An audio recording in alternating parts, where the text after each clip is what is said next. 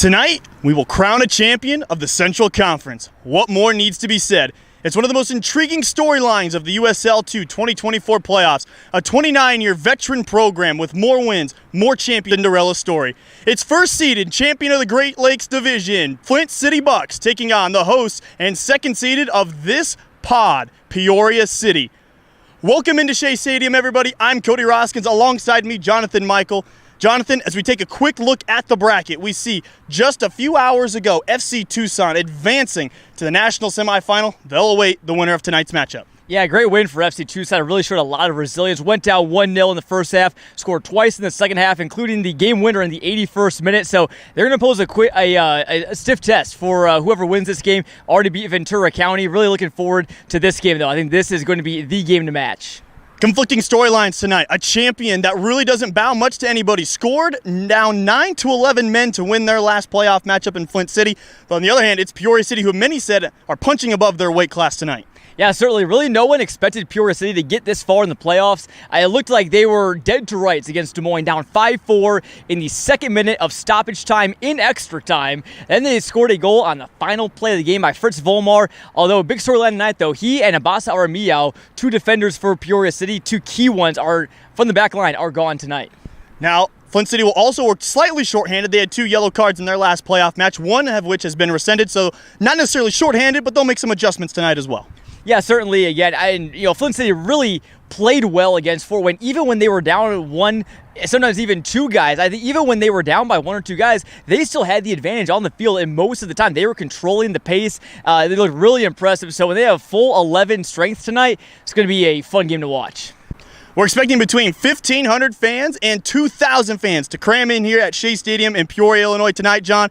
Tonight, we're going to crown a champion in the Central Conference. Will be this year's Cinderella, Peoria City, or one of the reigning powers, the Flint City Bucks. Can't wait to bring you the action next. We'll step aside for a short break.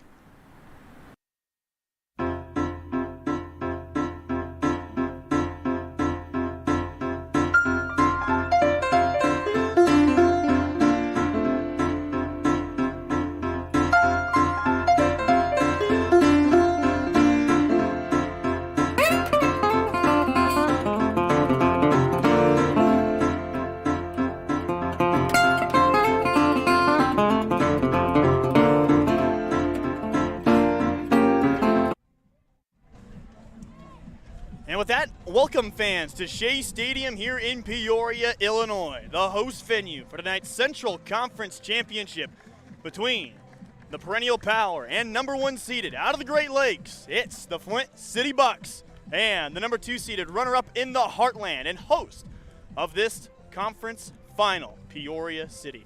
I'm Cody Roskins. Alongside me, my broadcast partner tonight, head coach of Peoria Notre Dame, Mike Baer. And Coach, it's a great atmosphere tonight. One of these 2 teams is moving on. The other one's going home. Yeah, Cody, it's a beautiful night, a beautiful field. The 309's down there with the drums a-banging. We got 2 great teams. It's going to be a great match tonight. The home side, Peoria City, looking to win a conference championship tonight in their 3rd season in the league. It could be an incredible feat. One of the main storylines coming in, it's the perennial power against this year's Cinderella. And many thought that tonight Peoria City will be punching above their weight class. They will take on a team with more division titles, more wins, and a lot more national championships than just about anybody out there. They've been here and done that. Peoria City and the Young Carp are looking to claim their first. While we take a quick moment, we want to step aside as we welcome you to the pageantry of tonight's starting lineups and national anthem.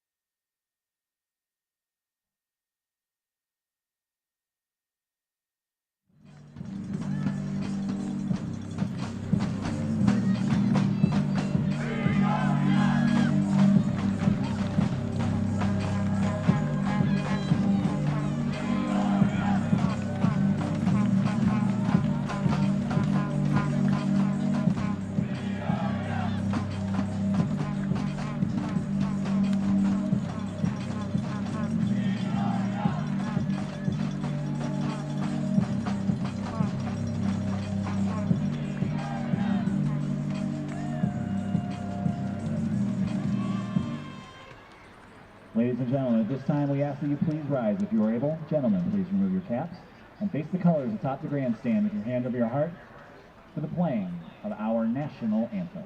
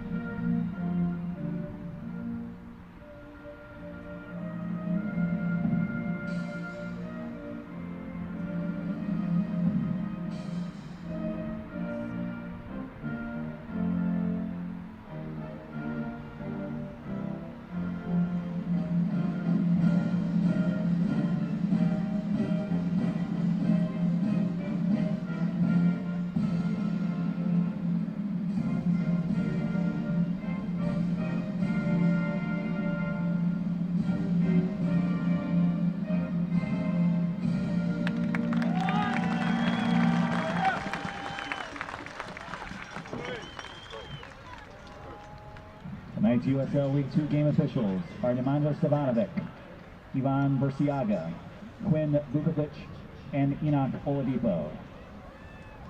Now let's meet the starting 11s, beginning with our visitors from Flint.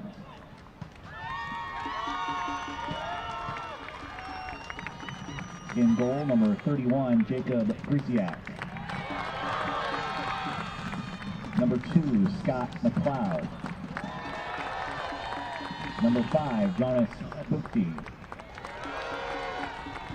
Number 7, William Pondeka. Number 8, Malik Henry. Number 9, Hosmir Gomez. Number 10, Colin Innes. Number 14, Dyson Clapier. Number 18, Schneider Mimi. Number 19, Brock Pickett. And number 27, Dyer O'Riordan. Head coach for the Bucks is Paul Doro. And now let's meet the starting 11 for your hometown, Peoria City. In between the pipes from Paris, France, 1, Sammy Slimmy. From Durban, South Africa, 3, Josh Reddy. From Norwich, England, 4, Charlie Dickerson. From Crystal Lake, Illinois, 6, Tommy Coughlin. From Setúbal, Portugal, 7, João Saraiva. From Roatan, Honduras, 8, Jose Gomez. From Williamsburg, Virginia, 9, Justin Wilson. From St. Charles, Illinois, 11, Luke Persenico. From Louisville, Texas, 14, DJ Kulai.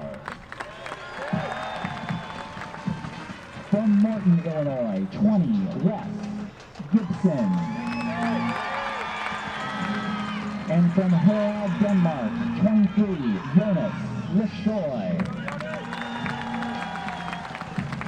Head coach for Peoria City is Mike Pay.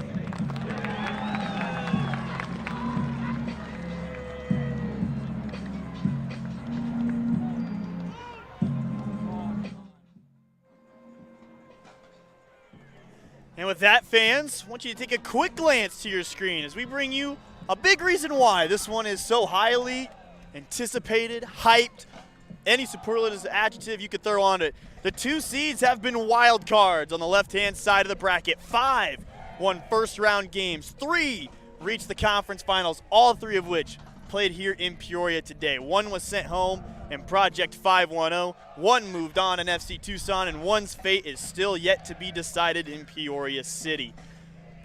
These two teams, it's a David and Goliath, to say the least, Coach. You've got a Peoria City playing shorthanded, but it's going to take a community tonight. The city of Peoria has shown out well to try and cheer their carp on to the national semifinal. Equally can be said about Flint City. Their supporters have made the trip as well. Yeah, great crowd tonight. Again, we talked about the weather. It's just a fantastic night for a great soccer game. Like you mentioned with Peoria City, they're a little shorthanded along the back line. Abasa, their center back, not playing tonight on a soft red in their last match. Also, Fritz Vollmer not available, who played a pivotal role in scoring that late equalizer to send the game to penalty kicks against Des Moines Menace. He's not available. So two new players step in along the back line. Josh Reddy will play center back for Peoria City tonight, and Jonas will step out to that right back position.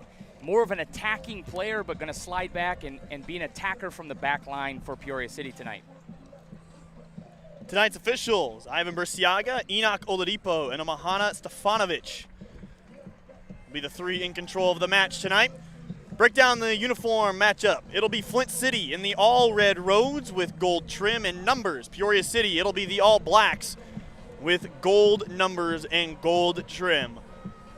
Peoria City took down one of the biggest thorns in their side, so to speak, last Sunday in what was the craziest soccer game I've ever seen live. They led 3-1. They ended up being tied 3-3 at the end of regulation. They dropped down after leading in extra time 4-1 to 5-4. They score with no time left in extra time. They win it in PKs in front of the home faithful. Tonight, a much taller task. Flint City, a team with so much pedigree in the USL too, it practically resonates itself. Yeah, Peoria City last week, I was sitting just behind the bench during that game. It felt like they lost the game 3 different times. You know, being up 3-1 in the second half, allowing Des Moines to come back into that game. The body language going into halftime was not great for Peoria City. Then to go up and then to be down with seconds left to score on a long throw to send it to penalty kicks. Sammy Slimmy comes up big in penalties, saving 2, sending Peoria City into this round against the Giant in Flint City. DJ Kulai gets us underway from Shea Stadium. Josh Reddy will play it off to Sammy Slimmy. These two teams took different paths to get to the point of the postseason. For Peoria City, they've done nothing but take down #1 seed so far. They defeated Thunder Bay 2-0. They defeated the Des Moines Menace after a 5-5 extra time and 90-minute full time.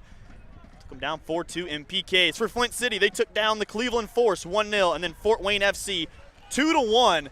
After being down 2 men in extra time, they found a way to score. One of those red cards that kind of cost them will be out tonight, but they did get the one rescinded, so Mimi will be in for Flint City tonight.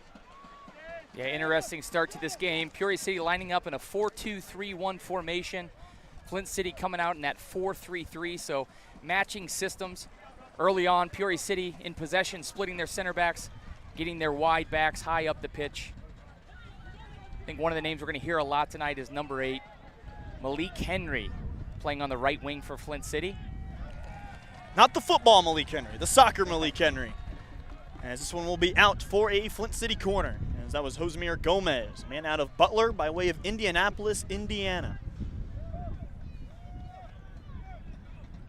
Yeah, talking to Coach Pay going into this match, he mentioned Malik Henry on the right wing, just extremely pacey.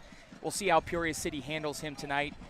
The matchup early on is going to be Malik going against Charlie Dickerson at the left back position for Peoria City. Jonas Bichette will take the corner near side. Service in, header up. Flint gets a touch, chip forward, Slimmy snatches it out of the air, and he gets his first action of the game and sends a laser down the near side. It's Luke Persenico, 1-on-1, trying to switch the play, but the wind caught up with it.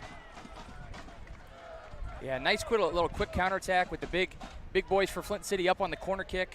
Opportunity for Slimmy to quickly play that side volley out to Persenico. It was a slip there from Malik Henry.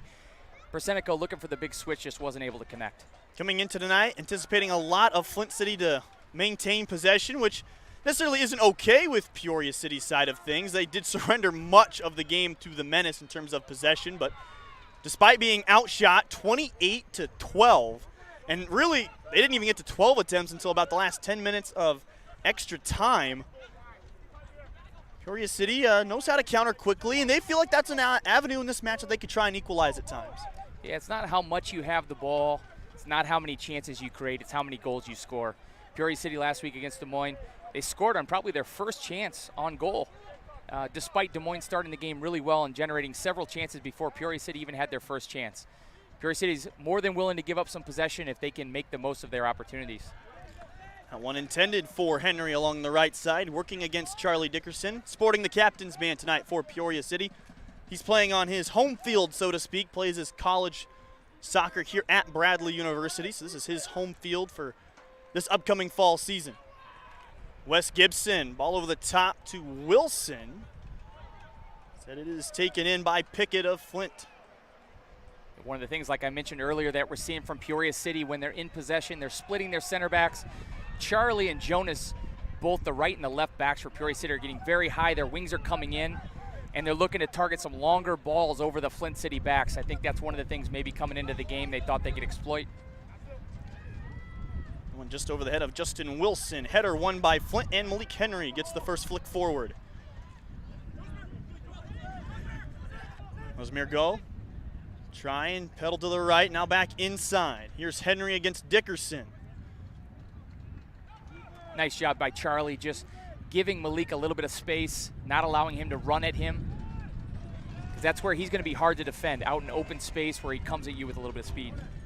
Colin Ennis got into the action for Flint City. Throw-in coming for the Bucks along this near-sided touchline.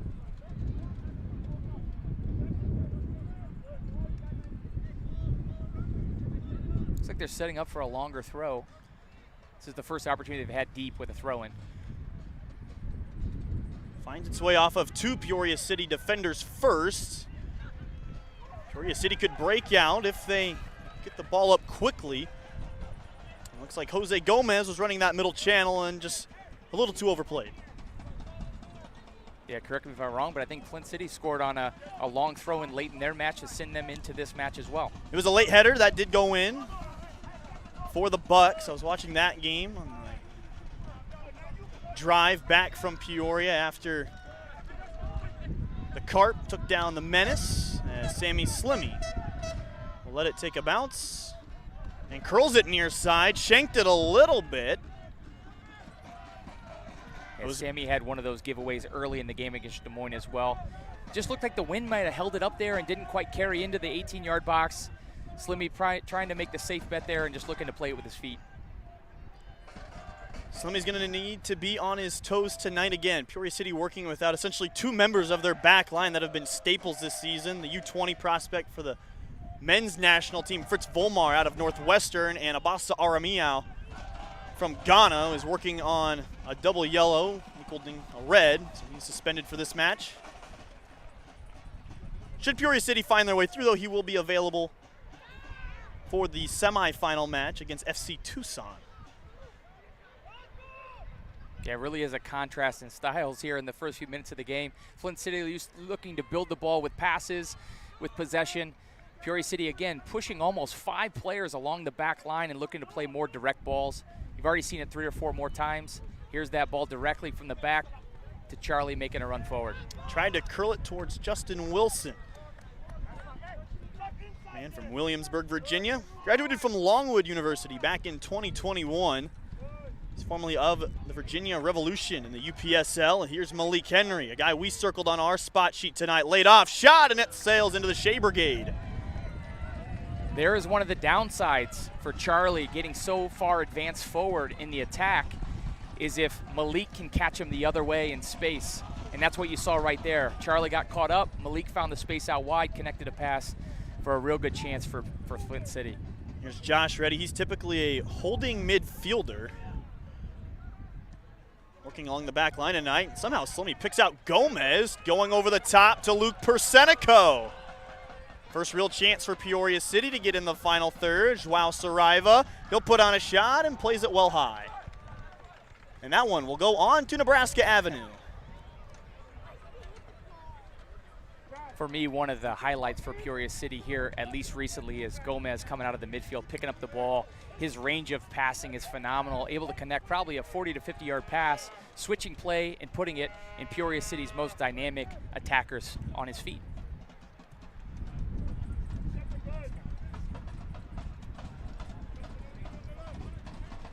Again, anticipating a lot of Flint City to hold possession here.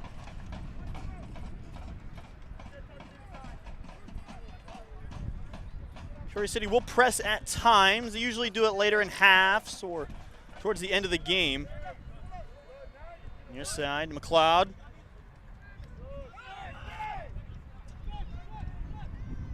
Yeah, you can hear Coach Pay telling DJ, just stay relaxed.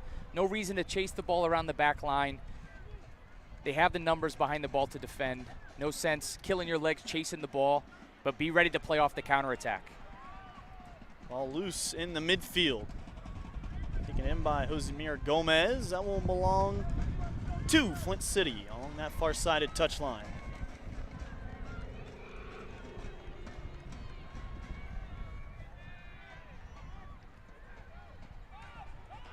DJ Kulai wins the ball back for Peoria City, all but for just a moment, and he's fouled.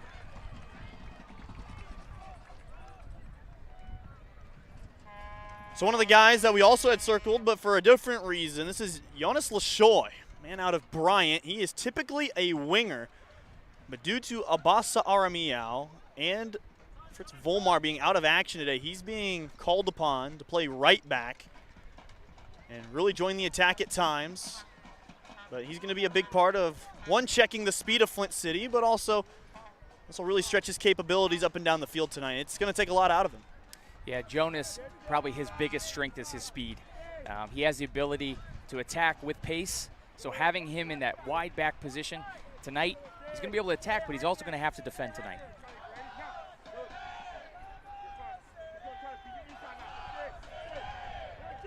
Taking the space that's there and now turning it off is Bichette. Peoria City trying to not necessarily collapse the midfield, but take a hesitation touch or two would go a long way for the Carp tonight.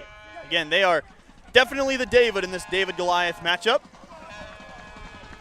Despite being in front of home faithful, anticipating north of 1,200 fans here in attendance. And it looked like Tommy Coughlin wanted to take it. Instead, he'll give it off to Charlie Dickerson. Yeah, the Peoria area community really came out tonight. Stands are starting to really fill up. This is probably one of the bigger crowds they've had on the season. Sammy Slimmy. Line to that far side. Here's Jonas Lashoy, and this is why he's in there. Can distribute from the back position. Instead, a couple of poor bounces for Peoria City. Now Flint, a lot of momentum forward. Josemir Gomez working against Lashoy. Laid off. Quick hesitation touch. Now Claypier. And well defended. Peoria City playing it into the midfield, but nobody there. Henry. O'Riordan. Speared forward. Still here with Henry. Working on Dickerson. Wilson will provide some help. Service in. Now Lashoy up to Persenico. See a lot of this tonight. Peoria City knows they won't hold much of the ball, so they're going to have to defend well for the whole 90, plus whatever extra time there may be needed. But Flint City, there's no doubt about it. They're very impressive in terms of holding the ball, manufacturing chances. They're a team that really produces a lot of quantity and quality of looks.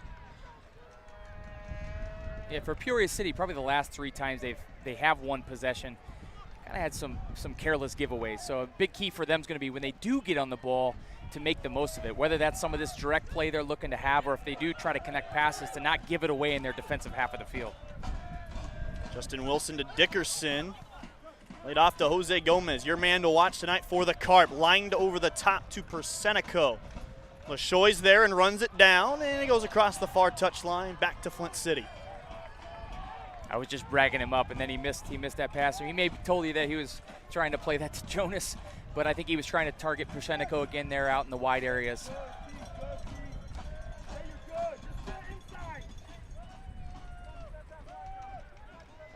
Peoria City just trying to keep the spaces tight between the lines, not give those Flint City midfielders much space to work. They've done a pretty good job early on.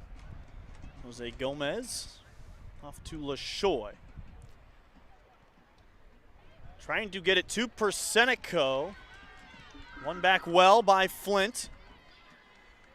Tackle along the far side, kept in by Persenico. They don't have numbers, but they have the 3 best forwards on the field in that direction, and it results in a Peoria City free kick. Should note what little wind there is blowing slightly diagonal from the top left-hand corner of your screen to the bottom right-hand corner of your screen. Coughlin trying to get it outside to Dickerson, and that had too much on it. There you see again, just a slightly, the pass is just slightly off. Good idea there. Charlie Dickerson advancing forward. Got to be careful here again with Charlie getting a little bit too high and allowing Malik some space in behind. Oh, and now there's a lot of numbers forward here. Ooh. Ball over the top, and that was an ambitious effort. And we saw one of those attempts in our first conference final of the night between FC Tucson and Project 510 that nearly went in. And I think that one caught Slimmy a little high off his line. Yeah, Slimmy was up towards the top of the 18. Flint player picked his head up, tried for goal. I will say that was a good opportunity on the counter for Flint. They had the numbers going forward as well. A little bit of an ambitious effort. Maybe should have taken the numbers. Back inside, and there is the offside flag. Was a fair chance for Peoria City, but Dickerson is the man that is the guilty party. So Griziak will go ahead and, first time we've had to call his name, throw it off to Machette, man out of Akron and Germany. So all 18 games for the Zips, registered 3 assists. Also had 8 shots, 4 of which were on goal. He was a part of 8 shutouts along the back line for the Akron men's soccer team. Yeah, it seems like a handful of Akron players here on this Flint City team, and Akron is just a powerhouse in Division I soccer. Shot on the way, and that one's too high. And over the Shea Brigade as well, as the 309 lets them know about it. But give a lot of credit to Flint. They are registering the chances early, much like Des Moines did. Peoria City is no mystery. They are building for the counterattack tonight. Still neither goalkeeper has really been tested on target yet. Both teams have had some shots that have sailed over the target. You know, as we go on here, we'll see who gets the first real chance on goal. Griziak will pick it up. He's out of Oral Roberts and Poland. Started in all 17 of his appearances last season. Allowed just the 1 goal last time out to Fort Wayne FC in their conference semifinal. That went to extra time. They won 2-1 after being down 2 men, which is, again, just no small feat. Laid off for Joao Saraiva. Saraiva whipped back out left to Justin Wilson. Again to Saraiva. Saraiva will push forward, getting low into the penalty area and may generate a goal kick. Good little passage of play there for Peoria City, though, and getting Joao in a dangerous area where he's really good off the dribble. You know, probably wants that one back. The final pass just wasn't there as he tried with his left foot and put it out of play.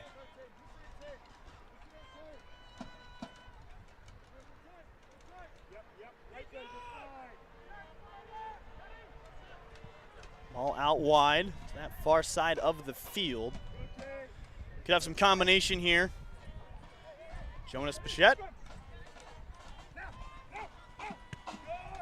Jose Gomez, slide tackle in, gets a piece of it on Malik Henry. Joao Saraiva running hard. Excuse me, that's Tommy Coughlin. Coughlin to Persenico. Plays it out wide. Coughlin chipped back inside and above everything. It never really crossed back in front of goal. DJ Kulai was making the nearest run for Peoria City. A little bit of a careless pass there from Flint City. Coughlin took a chance, was able to turn Flint over in their defensive half of the field. Again, though, it's just that final pass, that final shot that's not there for either team yet so far in this match. So we go 18th minute here in half number 1 of the Central Conference Finals. Winner will take on FC Tucson just on Sunday. It'll be an early afternoon kickoff from this very venue.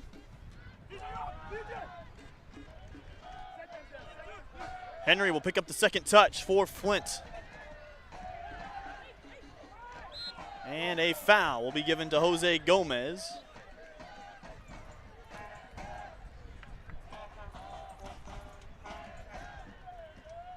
I think he got some of the ball, got a little bit of the player.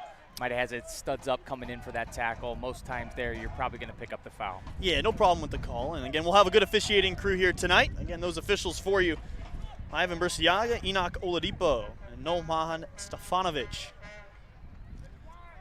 Worked their fair share of both Division I men's soccer, along with USL 2 and USL matches as well. Dare Riordan from Davenport U in Cork, Ireland, will swing his right foot into this one on the free kick. And Sammy Slimmy comes away with it. Just a little bit too much air underneath that free kick. That's going to be Sammy's ball all day.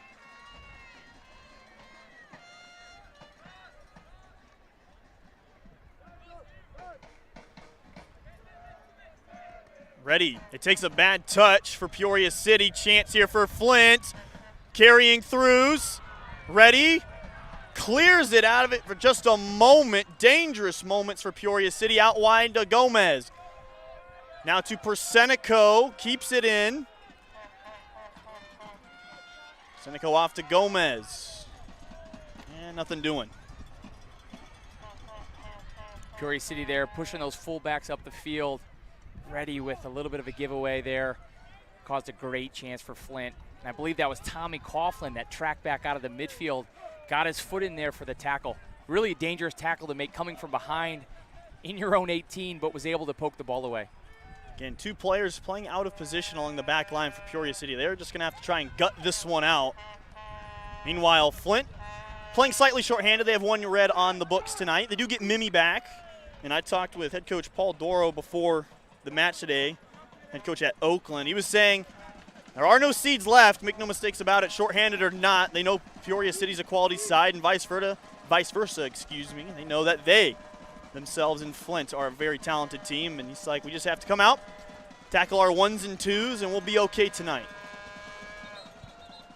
First real long throw opportunity for Reddy coming up here. When he's traditionally playing in a wide back position, you see him taking these all day long. And we don't have Abasa tonight, who's usually the target on these long throws. So we'll see what Peoria City does with it tonight. Ready. Trying to hunt out Dickerson. It's loose.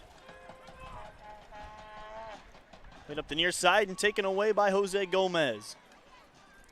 Again, we will distinguish. There's a Hosmer and a Jose in this match tonight. So apologies if we ever slip up on that one. So far, I don't believe we have, but just for a future reference.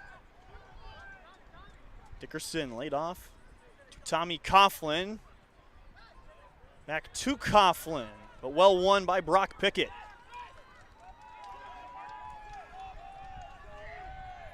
Trying to play it in behind. Hosmer Gomez trying to run it down. And we'll go to Peoria City.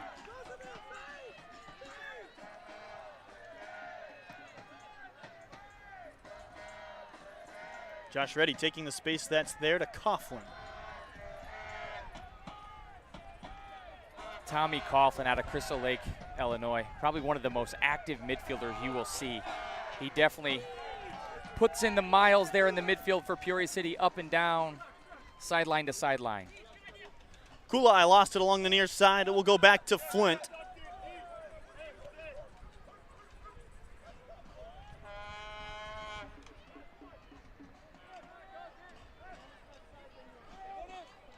Slight change here for Peoria City. They got Justin Wilson now playing the point position. DJ slid out to this left wing.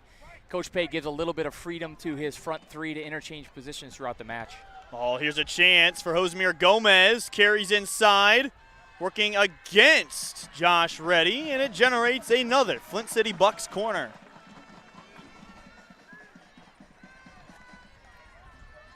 Give a lot of credit to Flint. They've done a good job with their line and shape staying intact. So far, they've generated quite a few chances for themselves. Way too much space there for Gomez. I'm not sure how he got that free, but able to carry the ball into the Peoria City box. Again, if you're tuning in from back in Michigan or wherever cheering on the Bucks, I want to welcome you in to our Clutch Sports Media broadcast here simul-streamed on Sports Engine Play and YouTube. That one over and nearly then for Flint City.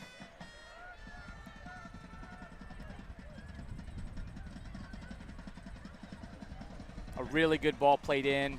Slimmy came out to try to make a play on it, just went right over his head. A couple Flint City players sitting there at the top of the 6 just weren't able to connect. Here's Wes Gibson, the 2023 Defensive Player of the Year for Peoria City, trying to play it ahead to Persenico. Persenico has it in the final third. Puts his right foot on it to LaShoy. LaShoy, his effort forward is blocked. Now Joao Saraiva. LaShoy again to Saraiva. Well done by Flint to get back in the transition game.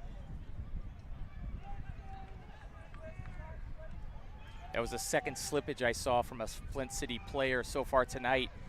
You know, a lot of these games I know are played on turf surfaces, so them coming into a nice natural grass field, the sun goes down, it gets a little dewy, it gets a little slick, there's water before the match. They may not be used to dealing with that situation. Jacob Griziak.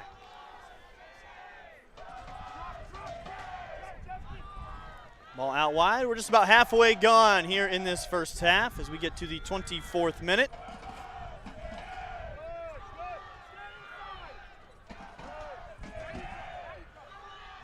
Near side.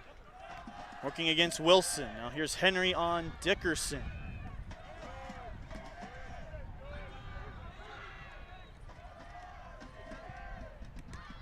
And ball deflected. Chance for Flint again. Bad passing from Peoria City, leading to the turnover. Dare O'Riordan. And that will just stay inside the run of play to Sammy Slimmy, the man out of Campbell.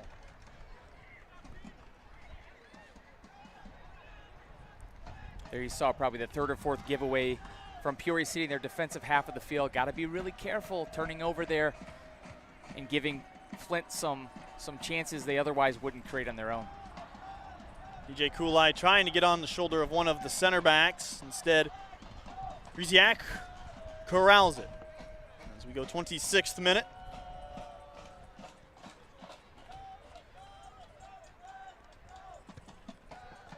And that one will sail across the near-sided touchline to Peoria City. And Coach, it's been a pretty vanilla first 25 minutes and change. Neither of these two teams have done a whole lot. Give credit to Flint. They've had the more chances, at least in the early going. Officially, it's 4-1 in favor of the Bucks.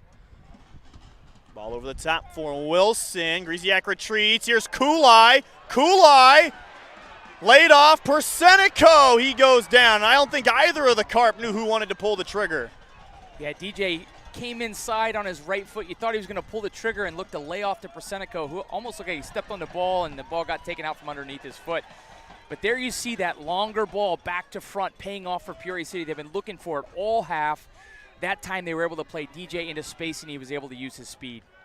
Nobody making a run in behind for Peoria City. And that was just previously the winger playing right back tonight. Jonas LaShoy with the standing tackle.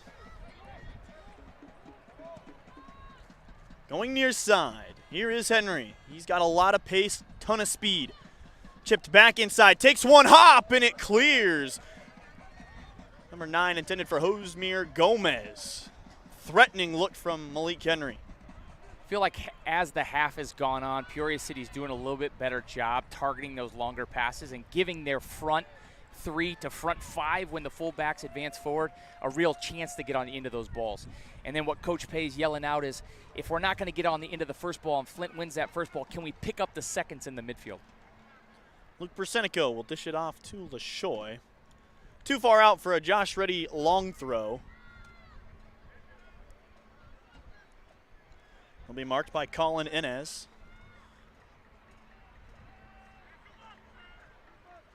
Trying to find some opening. LaShoy finds Saraiva. LaShoy has it back. Working 1-on-2, and LaShoy will go back to Flint City.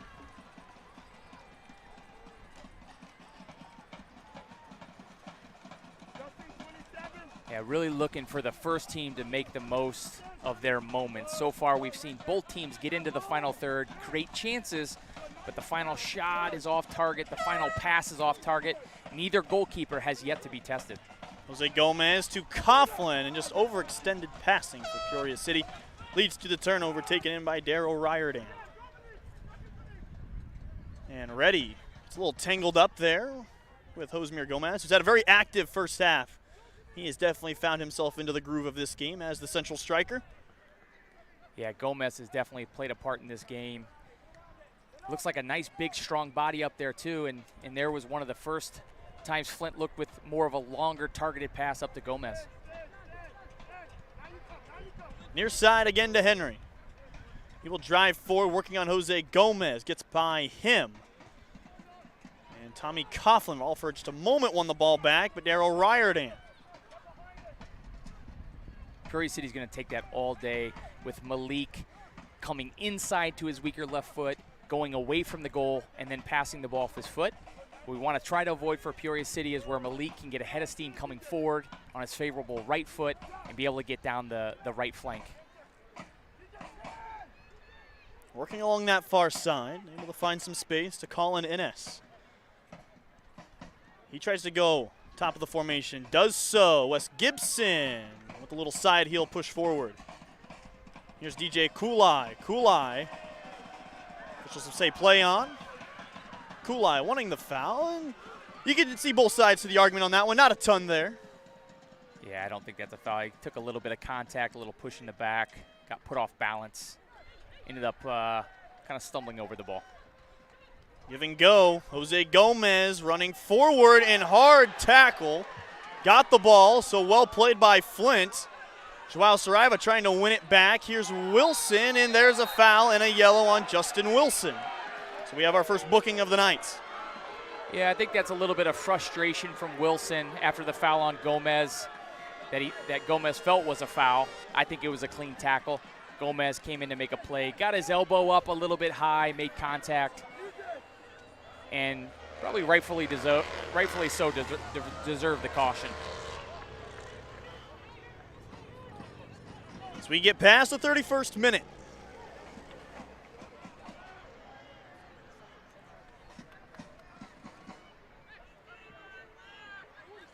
Peoria City voicing their concern with our field official in terms of perhaps not calling the first and calling the second. But again, from our vantage point up here, which is a little skewed, it looked like a fair tackle by Flint. Yeah, I think the referee's really gotten it right so far in this match. Maybe some of those tackles will liven up this game a little bit for us.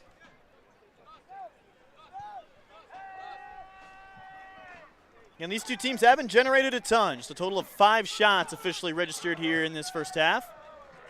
Going over the top, Dickerson wins the first header, but Henry is there. A poor first touch by both sides. We'll give it back to Flint.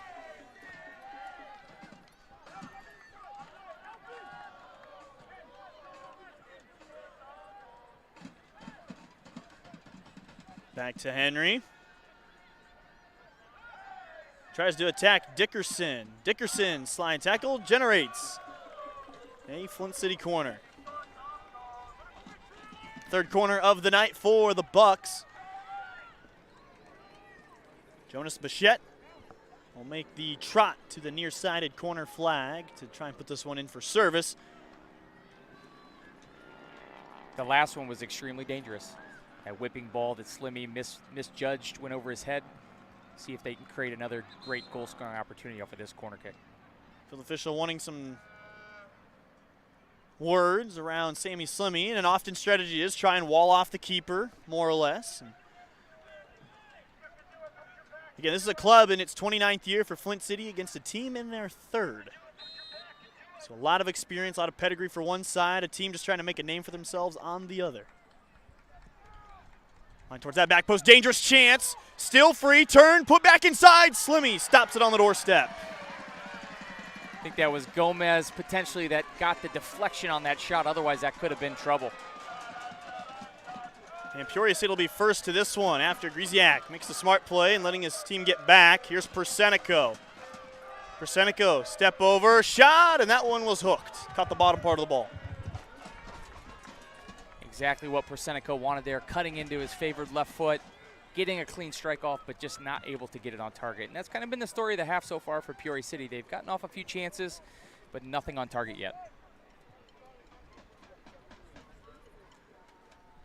Can't say we're really in the feeling out process for these two sides. We're nearing halftime. They've definitely orchestrated some chances. You have to say Flint's definitely had the better of the first half.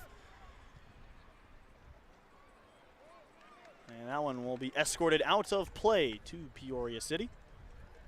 Be really interesting coming out of halftime if we see any changes in the way either team's trying to play. If Peoria City continues some of those back-to-front balls, looking to play in behind Flint City. If Flint City continues to try to build on the ground, or if they change things up a little bit, it'd be really interesting to see us, especially as the substitutions start coming. Gomez out wide to Wilson. Can he find some help? Off to Kulai. DJ Kulai working inside, now back to the left, spits it back towards that far post, and just a little too much altitude on it. Definitely see what he's trying to do there. He cut back to his left foot and almost just looked to chip the ball to the back post to beat the goalkeeper to the far post, and just couldn't quite get it down on target.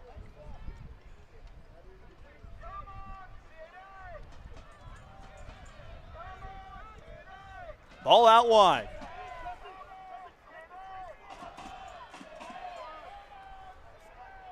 Ball lost in the midfield. Just a moment. Flint still has it.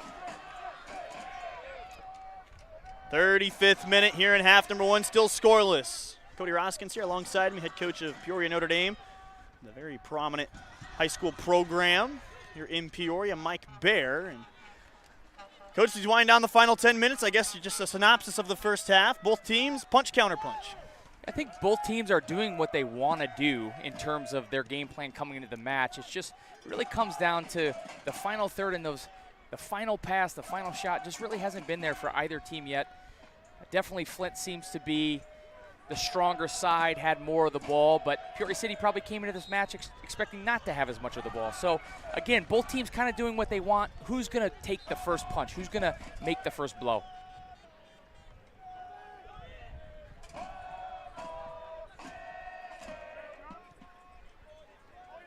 Slid off to Bichette.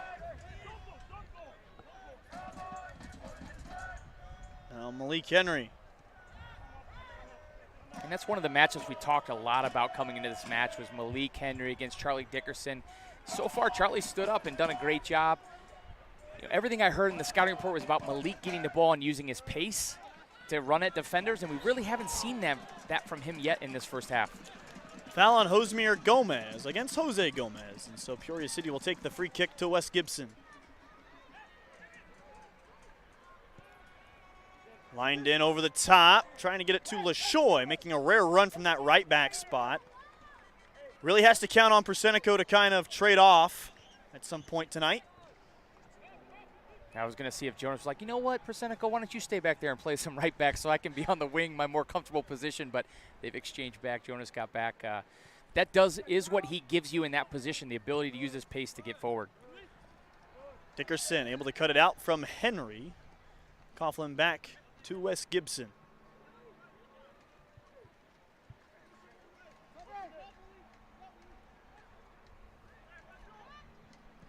There's definitely a calmness in the air.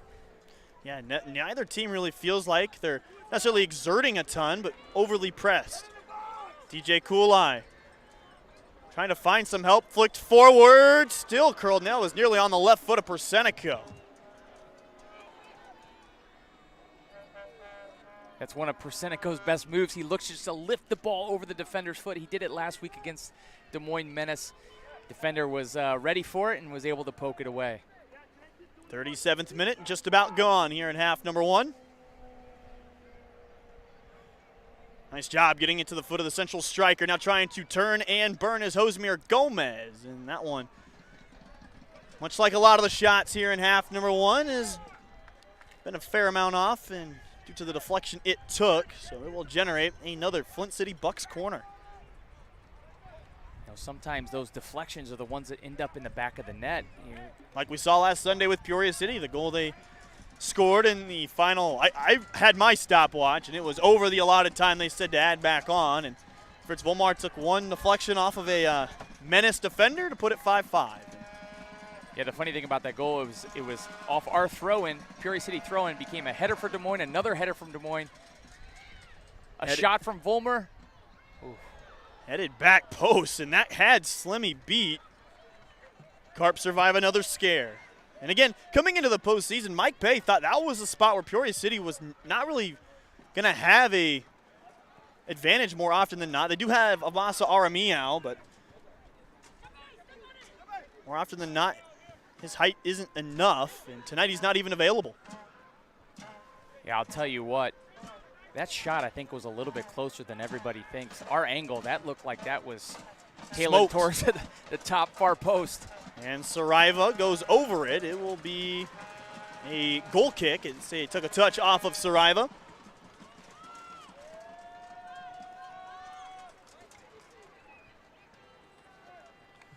Halfway through the 39th minute.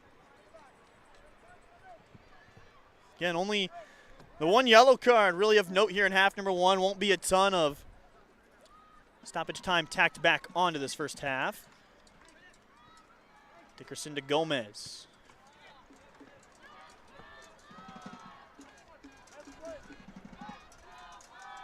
Sammy Slimmy trying to get it over the top to Wilson. Wilson will be there first.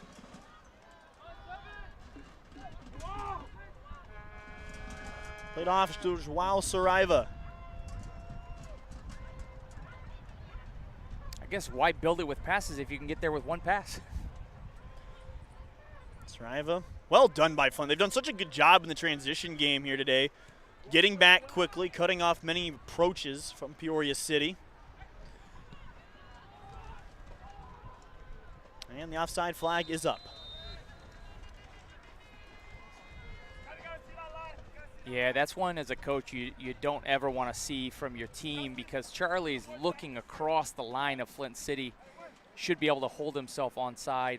Just got a little bit too far forward and didn't work out for us there.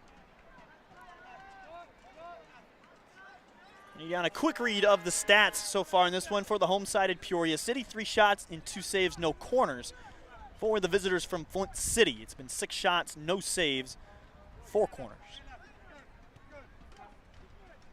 This first half continues to enter its twilight stages. Saw a 41st minute goal in the first of our 2-game doubleheader today as LaShoy gets shaken. Chance to get forward. This is what Peoria City was worried about. Playing him out of position, whipped inside. Reddy gets there first. Still in a threatening spot, blocked out by LaShoy.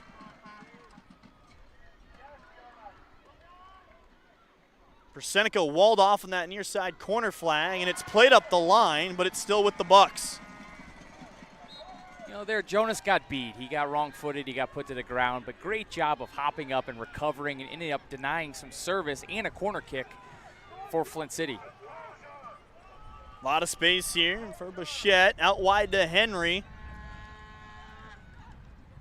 Played through, working against Wilson. And Sammy Slimmy just spears it forward. DJ Kulai gets one touch on the header to Jose Gomez, out to Joao Saraiva. They've got numbers breaking. There's Coughlin, and that will stick with Peoria City. I feel like this game just really needs a goal. Yeah, we've seen a couple times. Now, Peoria City scored at least 2 in every single one they've had so far this postseason. Back to Coughlin. He doesn't have any midfield help because Jose Gomez got decked. He has been on the blunt end of a few plays this postseason. He got nearly concussed against the Menace on a free kick and took another hard fall later in that match in the penalty area. And Charlie Dickerson is not too pleased as Mark Colston from the Bradley Athletics training staff will have to come out to tend to Jose Gomez.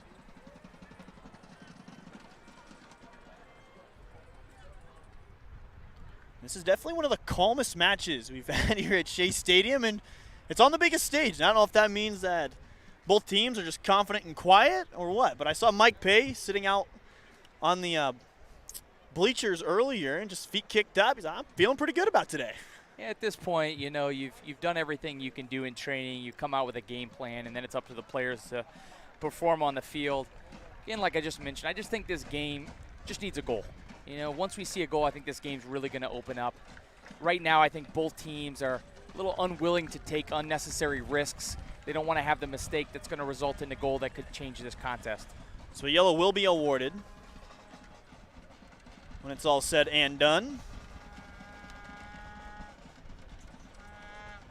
Notice LaShoy's along that far side of the field after the official blew for play to be stopped. Again, this time we'll be tacked back on as we're in the 44th minute of this first half, and Jose Gomez looks like he's okay enough to come back in.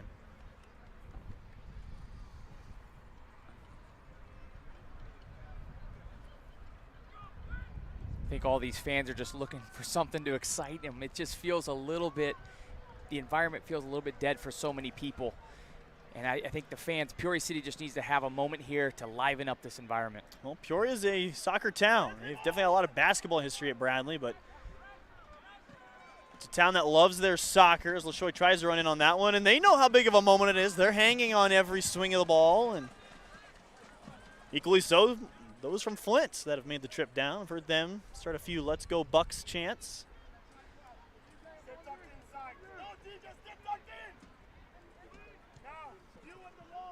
Ball over the top, ready. Wins the initial header to Jose Gomez. And a chopped pass back to Slimmy. That one carries in the air.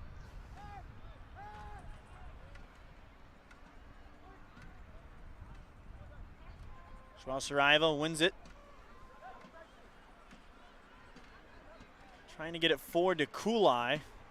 Now here come Flint. They've got three forward.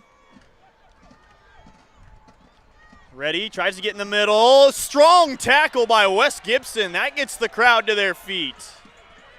Yeah, Wes had to stand tall there, and he certainly did with a great tackle right outside of his penalty area. That one bending.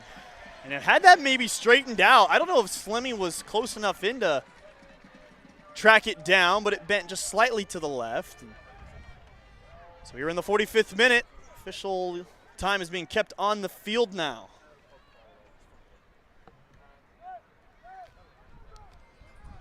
Referees determine there will be approximately 1 minute of stoppage time. Wow, only 1 minute. Only one. That surprises me some. Gomez chipped outside towards Saraiva, got him twisted around. And my stopwatch next to me are 16 seconds into stoppage time. Here's DJ Kulai. Kulai stumbling, playing on Wilson. Wilson puts on a shot. It's blocked. Jose Gomez back outside to LaShoy. Gets there first, but it's off his right foot to Flint City. Just about 20 seconds left here in stoppage time. The referees must be ready for halftime as well. It was a long game one. I know we don't have all three officials back from that first game as the first half comes to a close. In this Central Conference Championship, Peoria City and Flint City, nothing between the two at the end of 45. So we will step aside after a short break. We'll get you ready for our halftime presentation as well as the second half action.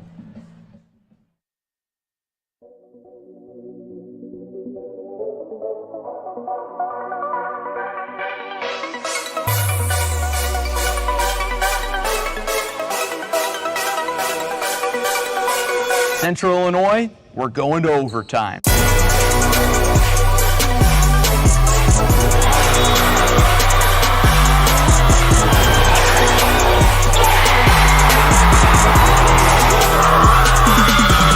After 4 years of preps coverage in Central Illinois, Clip Sports Media is ready for a new era. CSM Overtime. What is CSM Overtime? We're going beyond the broadcast to give you in-depth coverage of your teams, Your stories. Your stats and standings. your highlights and action shots. With your subscription, you'll get to see news and feature stories from all sports, up-to-date stats from around the area, and thoughtful analysis from our team of experts. As for our broadcast and social media coverage, it's only getting better. With your support of Clutch Sports Media Overtime, we'll continue to grow our free broadcast coverage with more sports, more games, and more innovation. And thanks to our partnership with Too Efficient Media, your social media feeds will be filled with Central Illinois' best sights and sounds. CSM Overtime will also give you access to full galleries from some of the most talented photographers and videographers in our region. As the new season approaches, it's time for more. More action. More stories. More coverage of all Central Illinois sports. It's Clutch Sports Media Overtime.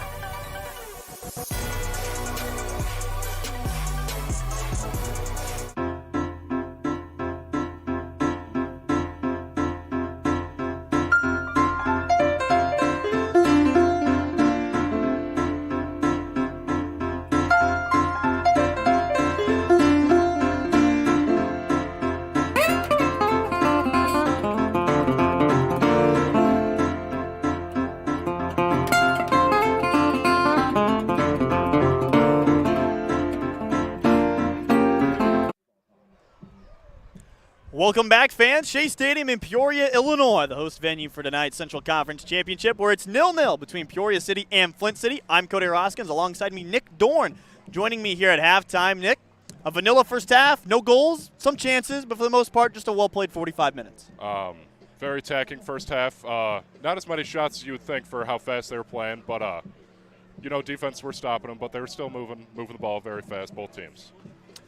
Kind of breaking down that first half of action, only the lone yellow to really speak of for each side. Coming into the half, they have the scoreboard across from us, 3 shots to 6 shots, neither team generating a ton. But at the end of the day, it's a very prominent power in Flint City. They have a ton of respect around the league, taking on a team that's up and coming in Peoria City. Kind of an interesting storyline coming in because Peoria City is just one of 2 remaining 2 seeds. Yeah, it's it's pretty crazy how they're still in. I mean, they had a great game last game. But Flint, you can tell they're a 1 seed. They're very good, very sound. But Peoria's right with them. They've been with them the whole game. I'm sure they'll stay with them. Now, you've been kind of watching this first half from afar with our producer Jonathan Michael on the computer in front of us here. What have you kind of seen through the first 45 minutes that perhaps each team can take advantage of? I'm seeing. They're both moving the ball well. I think they're both moving, doing the attacking as best they can. It's just being more sound on shots. Flint has been at the beginning of the game. They took about 4 shots. All of them sailed over the net. It's got to be more sound, be more technical with how you're shooting. Now, I talked with both coaching staffs for the game. They said clinicality in the final third will be the key to this match. So far, neither team has done really much of that. Moving on into the second frame of 45, both teams went all the way to extra time last time out in their last playoff match. Both working with some weak legs, short benches, tired players out of position. It's going to be a grueling match to the very end, and obviously both sides really wanting to find their footing in the national semifinal. Yeah, it's just really about conditioning, being able to stay with everyone else, being able to run for the whole game, even with extra time, being able to just run with them, keep playing how you would be playing if you were 100%. Got about 10 minutes and change left here in the first half before we get back to second half action with both teams prepping and making their adjustments in the locker room.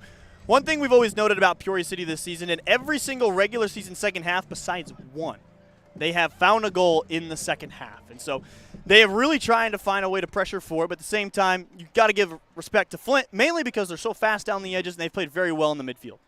Yeah, Flint has been moving the ball well. You can tell how really good they are. They are sound on defense, sound on midfield, sound on offense. You gotta attack a weak link really, and just put the ball in the net. Not a ton of weak links for Flint City, but kind of speaking to your experiences now, you've traveled around, seen a lot of different brands of soccer throughout your youth. Can you kind of touch on some of the stuff that you've seen, one in cup play as well as kind of tournament play that you've seen and we're here tonight? When I was younger, I would travel with Chicago PDL team, or USL 2 team now. I've been watching this forever. It's really cool now that I'm talking on the mic with it. But I know how it works. I know how all these people really are. It's very cool to be here. So we'll take a quick moment to take a peek at the bracket. We don't have it completely updated yet, but FC Tucson took down Project 510 in our first of 2 games here at Shea Stadium today. So they advance to the national semifinal. Winner of this match will meet them for a chance in that same match on Sunday. Interesting dynamic because, again, we touched on it during the live run of play. The 2 seeds have wreaked havoc in this tournament. Only 3 2 seeds remaining coming into tonight. 1 was eliminated, 1 moved on, 1's fate still be decided tonight with Peoria City. But it's a testament to just how good this league has become. Yeah, there's a lot more teams now. Over 100 teams now. Really, anyone's got a shot. it doesn't matter what seed you are. All of them can really win because they all got very good players from all over the world. With that, we'll go ahead and wind down our coverage here at halftime. We'll step aside for a short break as we get ready for the second half action between Flint City and Peoria City.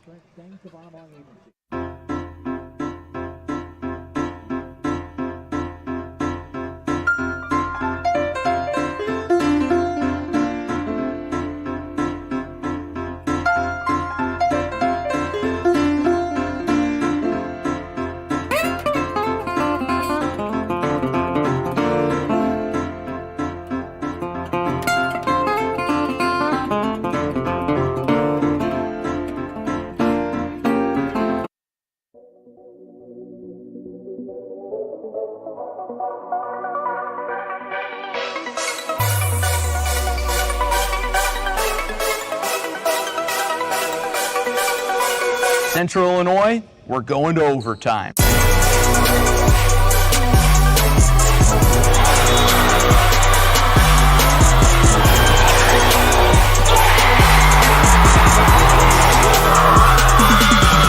After 4 years of preps coverage in Central Illinois, Clutch Sports Media is ready for a new era. CSM Overtime. What is CSM Overtime? We're going beyond the broadcast to give you in-depth coverage of your teams, Your stories, your stats and standings. your highlights and action shots. With your subscription, you'll get to see news and feature stories from all sports, up-to-date stats from around the area, and thoughtful analysis from our team of experts. As for our broadcast and social media coverage, it's only getting better. With your support of Clutch Sports Media Overtime, we'll continue to grow our free broadcast coverage with more sports, more games, and more innovation. And thanks to our partnership with Too Efficient Media, your social media feeds will be filled with Central Illinois' best sights and sounds. CSM Overtime will also give you access to full galleries from some of the most talented photographers and videographers in our region. As the new season approaches, it's time for more. More action, more stories. More coverage of all Central Illinois sports. It's Clutch Sports Media Overtime.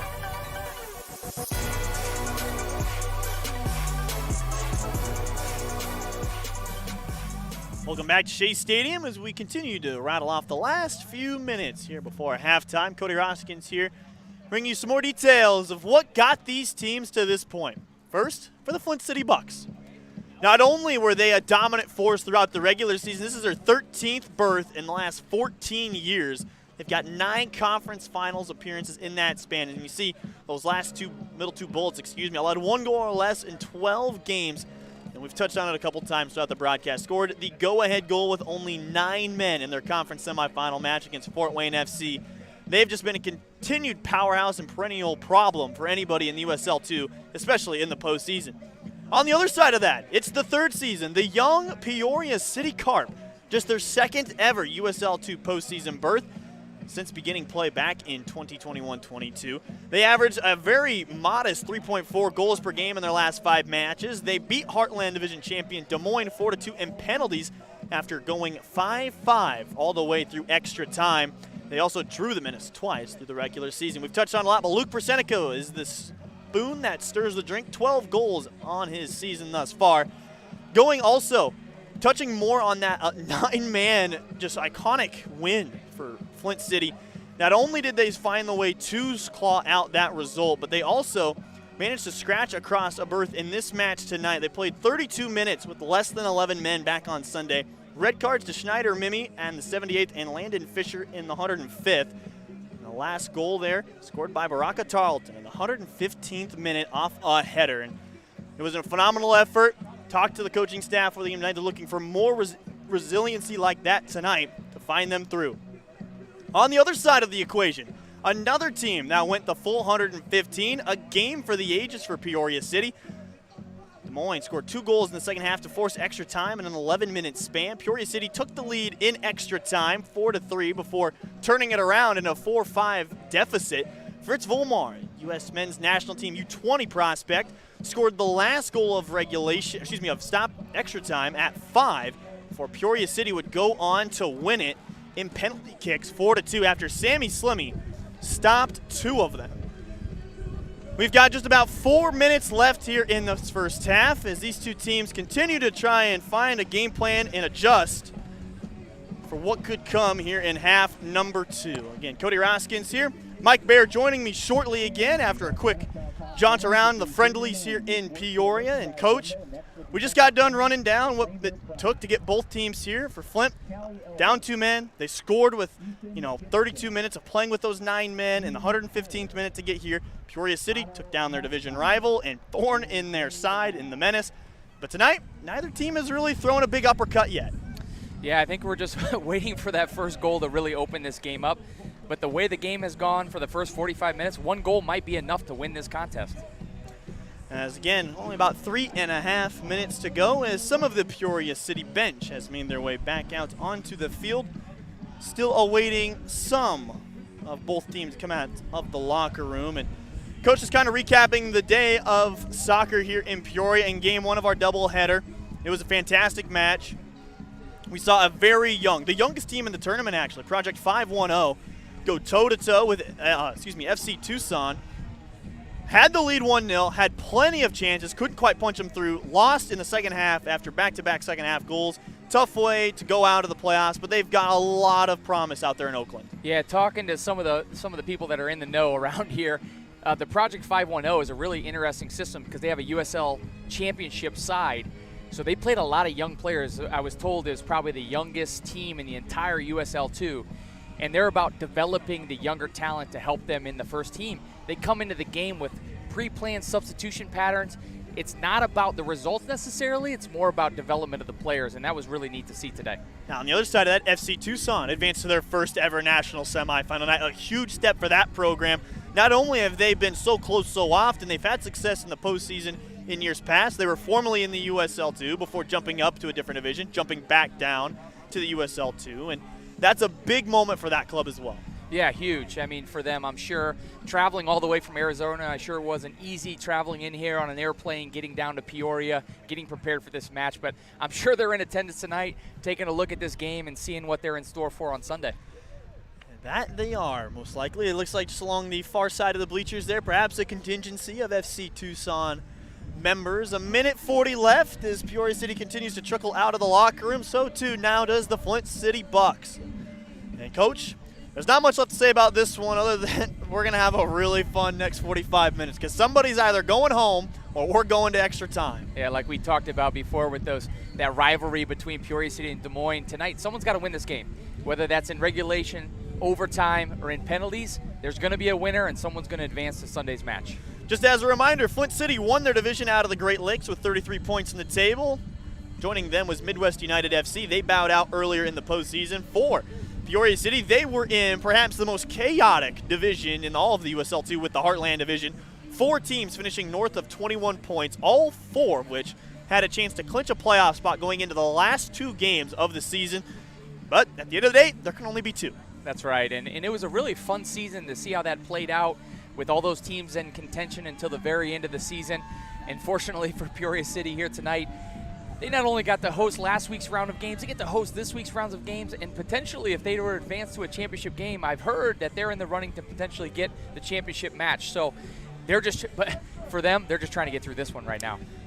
All you can do is play the minutes in front of you, and Mike Pay knows that just about as good as anybody. A man getting ready to begin the middle stages of the decade at Clark, and brought a lot of his younger, lower level guys here to the Peoria City team, a team that was very heavily laden with D1 guys a season ago. And you and I were talking before the game off the air that this is essentially a lot of Division I guys against a lot of not Division I guys. Yeah, but you know what? There's great talent at all levels. There's overlapping teams that, a D2 team could beat a D1 team. An NAI team could beat a D2 team. There's very much overlapping against 3 to 4 Flint City players, and they were able to clear the box. Schneider Mimi.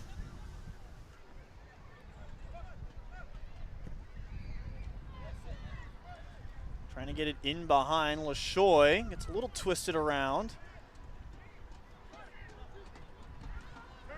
Long pass forward to Joao Saraiva. Trying to get it outside to Persenico and Kulai.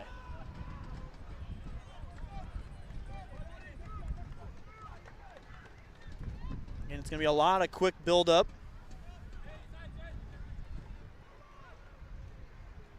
For Peoria City tonight.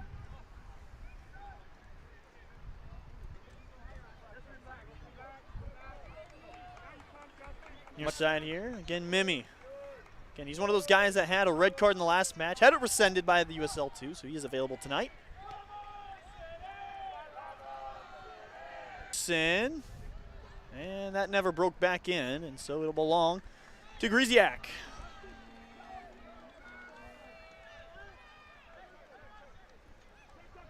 Going back to that first half, we saw both teams generate chances. It really came down to that final pass, the final shot that just wasn't quite there for either team. Still looking for that first real chance that's going to test either goalkeeper. Machette.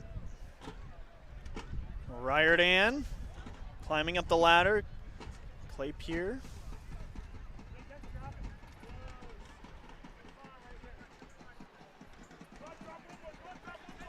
Now here to the near side. William Pandeka.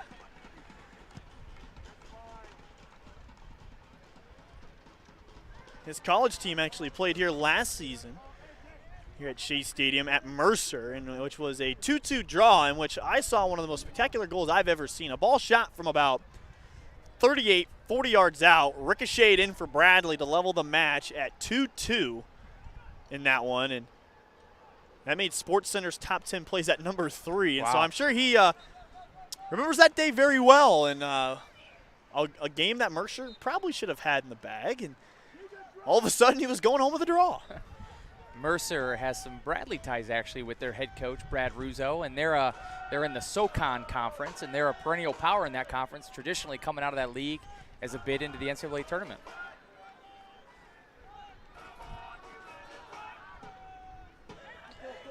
Here's Saraiva, excuse me, this is Coughlin.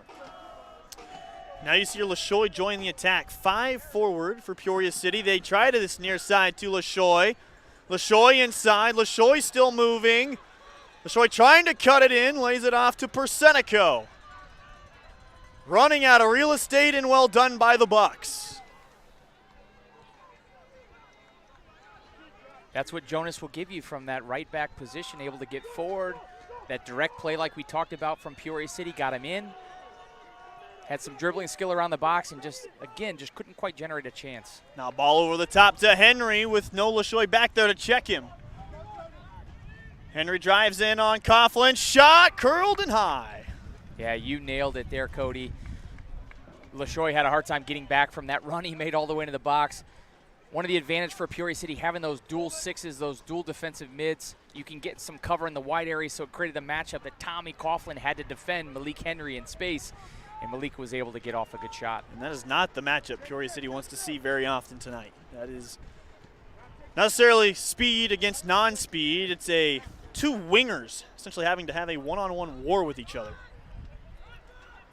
A lot of space here. Riordan out wide. Chance for Flint City. They come inside, continuing to dribble well, and it's into the side netting. Best look of the second half for Flint City. Some great individual play there. Again, as this half goes on, as this game goes on, someone's going to have to start taking some risks. You know, Jonas making that run forward is a risk they're taking that might expose them the other way. But, you know, who's going to take the risk that could potentially win them the game or cost them the game? Flint City will attack at times with upwards of 6, 7, maybe even 8 players if they really feel the need to. Header won by the Bucks. Second ball won by City.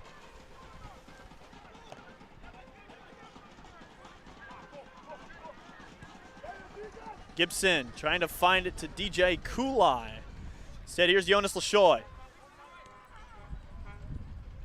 Kulai turns, and it will stick with Peoria City. Saraiva entangled with Kulai and company. Strong tackle by Coughlin. It will belong to the Bucks. Talked about potentially seeing some changes here in the second half. To be honest, not much has changed. Peoria City is still looking to play more direct balls. Flint still having a lot of the ball and trying to build. And Neither team getting great chances on target. Turnover in the counterattack. Still here. Somehow still loose. Peoria City will have it. Gomez initiated that little sequence. Looked like Persenico could have had a better ball in. Instead, it never really found its way there. Saraiva trying to run towards the top of the 18. He was taken off his feet. Now a chance for Flint City with some pace. Here comes Josmir Gomez working against the midfielder Tommy Coughlin.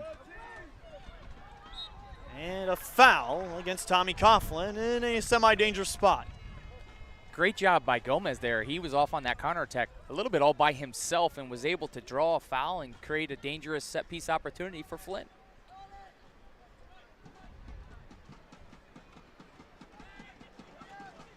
Last time taking it was Darryl Riordan. We'll have two over the ball this time with Mimi. And it appears he will let Mimi take it himself. It'll be a two-man wall, the two midfielders, Saraiva and Coughlin. Whatever height Peoria City has out there will need to be man-marked.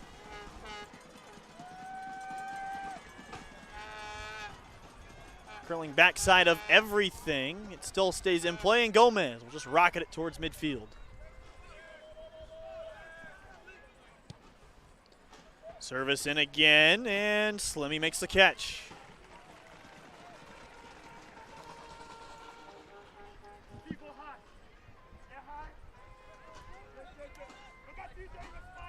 Shea has some space, switching the play outside to Persenico.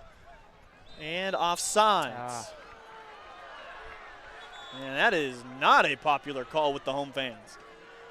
Yeah, the home crowd had a great view of that. It's directly in line with the main grandstand here at Shea Stadium. And that's the first time we've heard some grumbles from the crowd tonight. Sure, it'll be far from the last. 55th minute in the second half. These two teams fighting for a spot in Sunday's National Semifinal against FC Tucson. Justin Wilson battling against Mimi. It's been a good one. No fouls yet, and last off of Peoria City.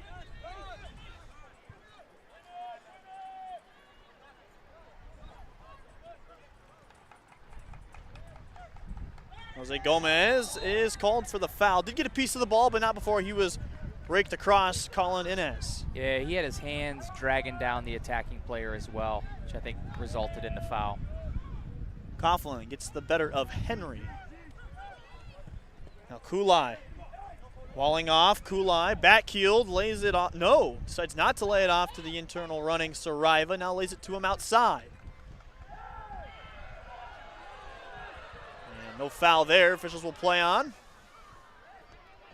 And people say soccer isn't a physical sport. Yeah, I don't buy that much. It's definitely been a physical game from what we've seen in the postseason.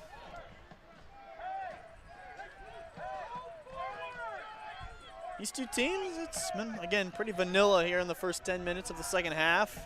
No sprinkles to speak of. Just the lone close call by the Bucks in the opening few minutes of this half.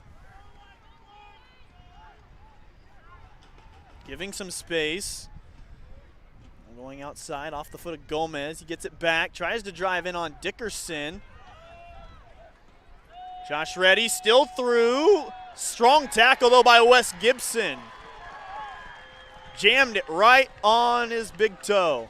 That's the second time we've seen a huge tackle from Wes Gibson just right at the top of the box. He doesn't make that tackle. Oh, DJ Kulai, filthy move. Gets it forward to Wilson, trying to find some help to Persenico. Backside to LaShoy and Gomez. LaShoy back inside to DJ, still loose, chopped in front of goal.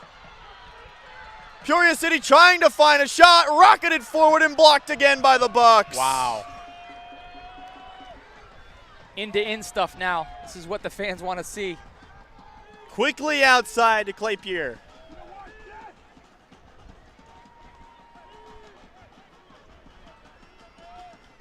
Chip forward off the head of Gibson. Peoria City's defense is stretched thin. Strong tackle, though, by Coughlin.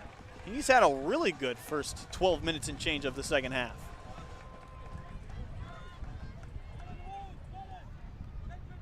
Here's Henry. Henry's ball outside. This is where they had the good run earlier from Flint City. Sailing, continuing to sail, and it's off of Slimmy. And it will be a Flint City corner. It was kind of an awkward fall. Slimmy had it, lost it, but the argument Peoria City wanted to make is that came off of a member in red along that back end line. Yeah, Slimmy was pretty confident that the Flint City player got a touch on that before it went out of play, but not in the eyes of the officials, so it's going to be another Flint City corner kick. These have been very dangerous tonight. They haven't scored on one yet, but plenty of threatening looks.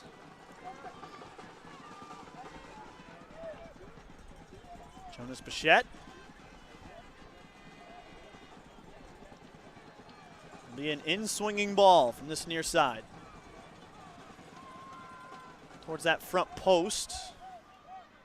Sent right back out. Will he swing it in again? Joao Saraiva trying to play his best defense. And that will be a goal kick to Sammy Slimmy. Yeah, I got to go back to that opportunity for Peoria City moments ago. What a great ball from Jonas, whipping the ball in. It clears the center back. DJ had a great opportunity to get his head on that ball, just didn't quite connect. It falls to the back post to Persenico, and again, he's not quite able to connect either, but that's the best chance of the game so far for Peoria City. Josh Reddy takes the short look from Slimmy. Now he's working very deep in his own end. Nearly had one of those Des Moines giveaways. Bicycle effort out of the midfield, try and spark something. Josh Reddy fakes it back to Slimmy.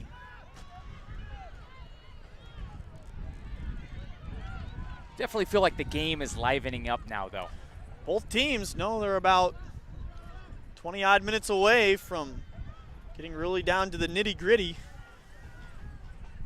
Dickerson, slide tackle, does the job. There's Kulai. Kulai gets it again. He goes down. As Dickerson caught a little out of position. Could play it off to Claypier, instead goes inside to Henry. Opens up for him a little bit. Putting on a shot, and it's just wide.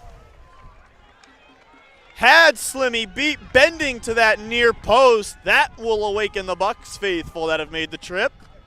Thought that was in. It looked like it was in from our vantage point. It couldn't have been far from that nearsighted post. I think every Peoria City fan had a perfect view of that shot from the grandstand. They were all holding their breath. 61st minute in the second half, and two really good looks from Flint City. I've given them all the momentum. You're starting to get a feeling like a goal's coming at this point. Both teams having their best chances of the game opening up more, becoming a little bit more wide open, more end-to-end, more physical. Feel like a goal's about to come. Here's Henry. Has some teammates with him in support. Brock Pickett, haven't said his name a ton tonight. He's had an okay evening.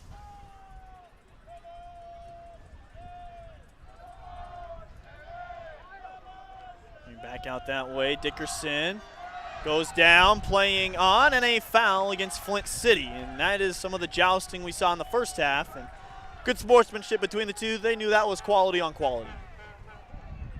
Yeah, going in here to the 62nd minute of the game, this is where you start to see a little bit of fatigue set in as well. Also where both benches are probably thinking about some changes they may be making here soon. Maybe around the 65th, 70th minute, you see some of the substitutes warming up right now.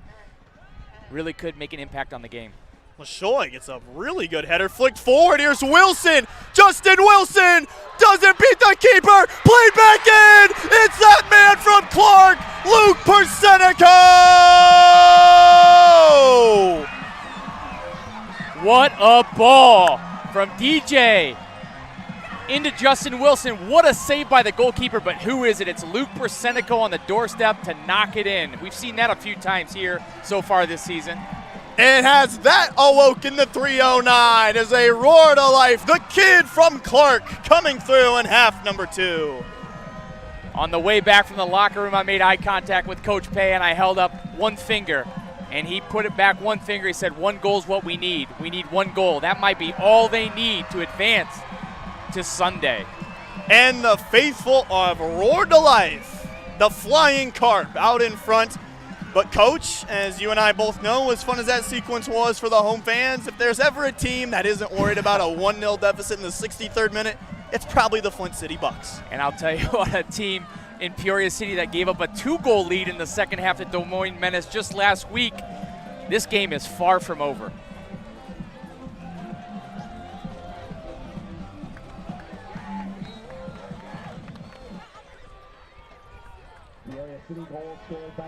The next 5 minutes Critical. are the biggest part of this game. How will Flint City respond? Goal scored in the 62nd minute. So officially scoring that last sequence. A 62nd minute goal by Persenico, assisted by Justin Wilson. Now numbers again for City. Out wide to Wilson again. Another advance in from him. Skating by, Persenico will track it down, and it will go out for a Peoria City corner. Their first of the night. And now the 309 is going to get a little rowdy. Yeah, we talked about it. Just needed a goal to get this crowd back in the game. They're definitely in the game now.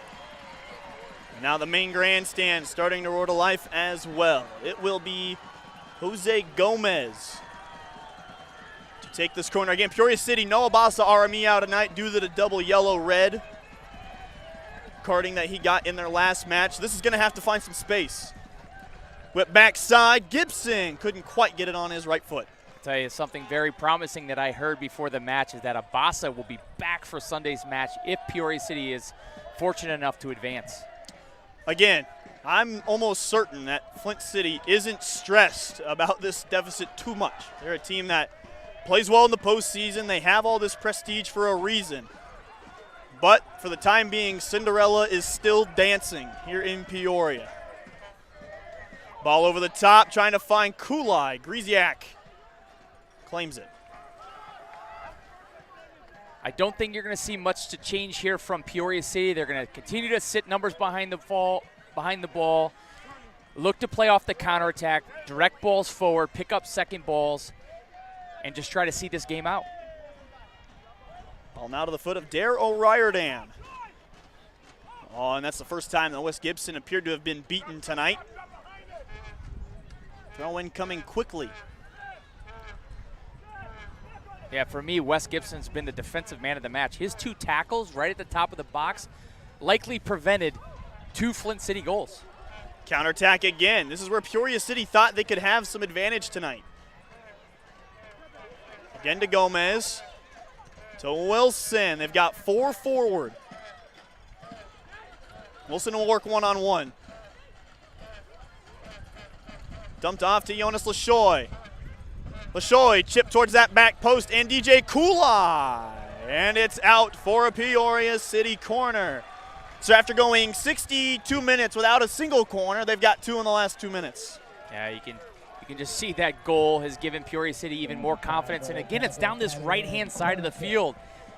Lashoy and Wilson connection down this right-hand flank has been dangerous for Peoria City in the last 5 to 10 minutes. So Gomez makes the walk over. Peoria City tried to go far post last time. Will they switch it up? There is no short man to take this. This will be put in to the penalty area.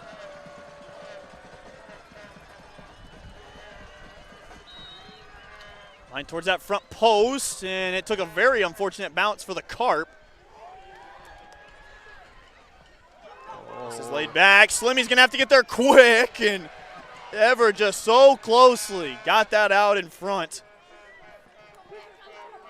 Make no mistake about it, Flint is more than capable of erasing this small deficit with roughly 23-ish minutes remaining.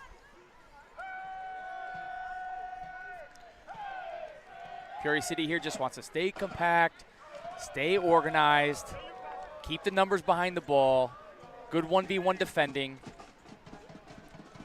Well, and this is where things will get a little tricky. They're going to put a lot of bodies forward. Dickerson didn't clear it well. It'll stay with the Bucks.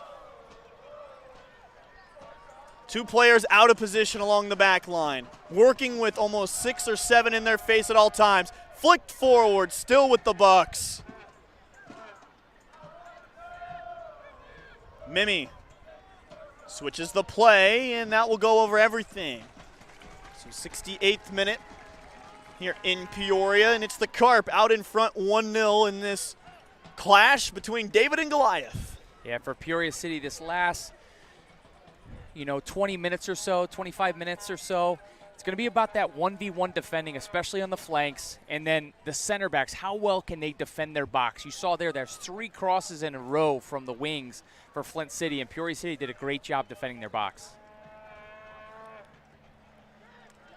Joao Saraiva outside, nicely led towards Wilson. He's being marked well. Flint has done a really good job in transition, but here's Saraiva. Carries it outside, spins one off of one of the back line members in O'Riordan, and it will now be another Carp corner. You can see some game management here from Peoria City. You know what, let's go ahead and change who's taking the corner and kill another minute off the game. You can see the referee, I think, saying something there to the Peoria City players. Hey, let's watch it, let's be careful, let's not waste too much time. I'll add it back on at the end. Couple of subs beginning to warm up for each side. This looks like it'll be Persenico. Line towards the front post and Dickerson. It will be another Carp corner. Getting ready to check into the match. It'll be 21-12 for Flint City. Fans make some noise for another Castle patio in corner. That'll be Bariz Blama and Abdul Rahman Al Rashid. For Peoria City, it'll be number 16, Miles Safanovong. Again inside, and Peoria City just doesn't have much lethality on those corners tonight. No, you can see they're trying to target maybe more the near post, maybe because they don't have as much size today up with Abasa being out. If my intel's correct, I think you'll likely see Wilson coming off and Miles coming on. So again, subs beginning to take place. 14 and 10 off for 12 and 21. For Flint City. Miles Safanovong giving Justin Wilson's night an end, the man who recorded the assist.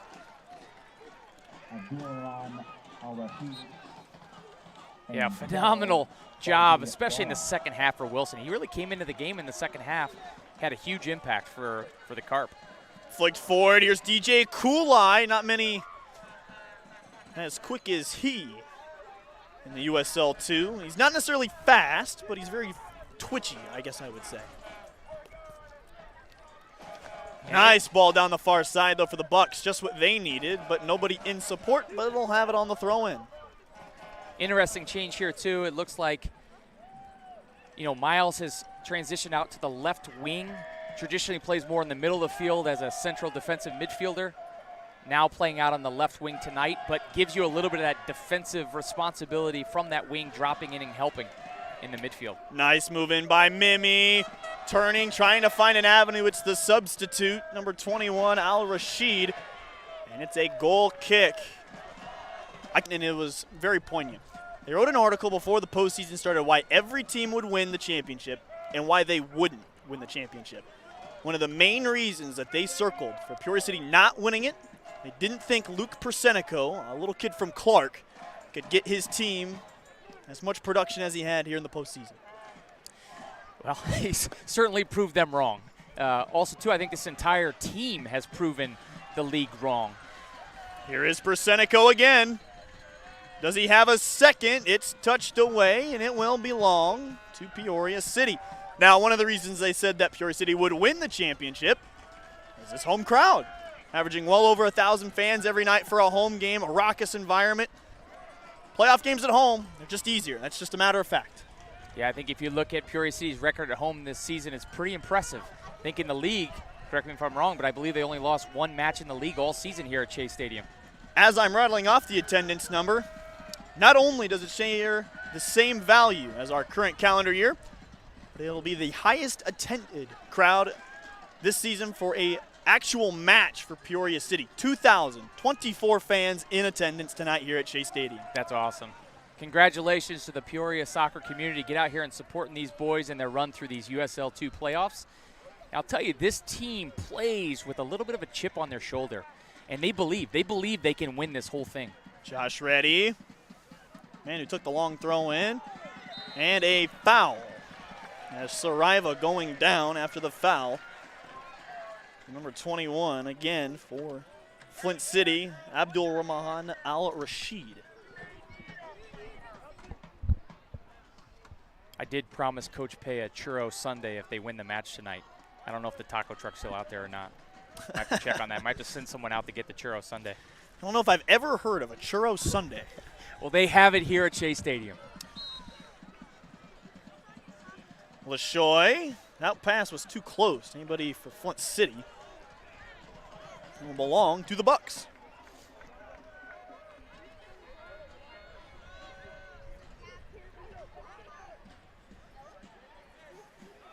See here again, Peoria City is dropping numbers behind the ball. 11 behind the ball for Peoria City.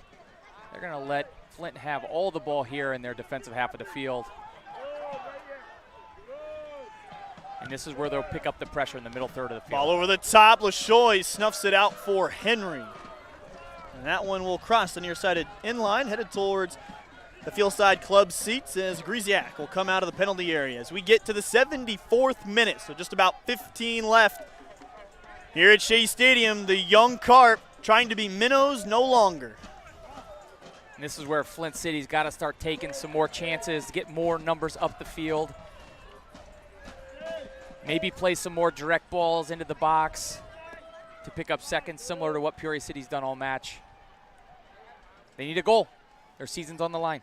Miles Safanovong marking William Pendeka out of Flower Mound, Texas. Played just north of 1,500 minutes this last year at Mercer.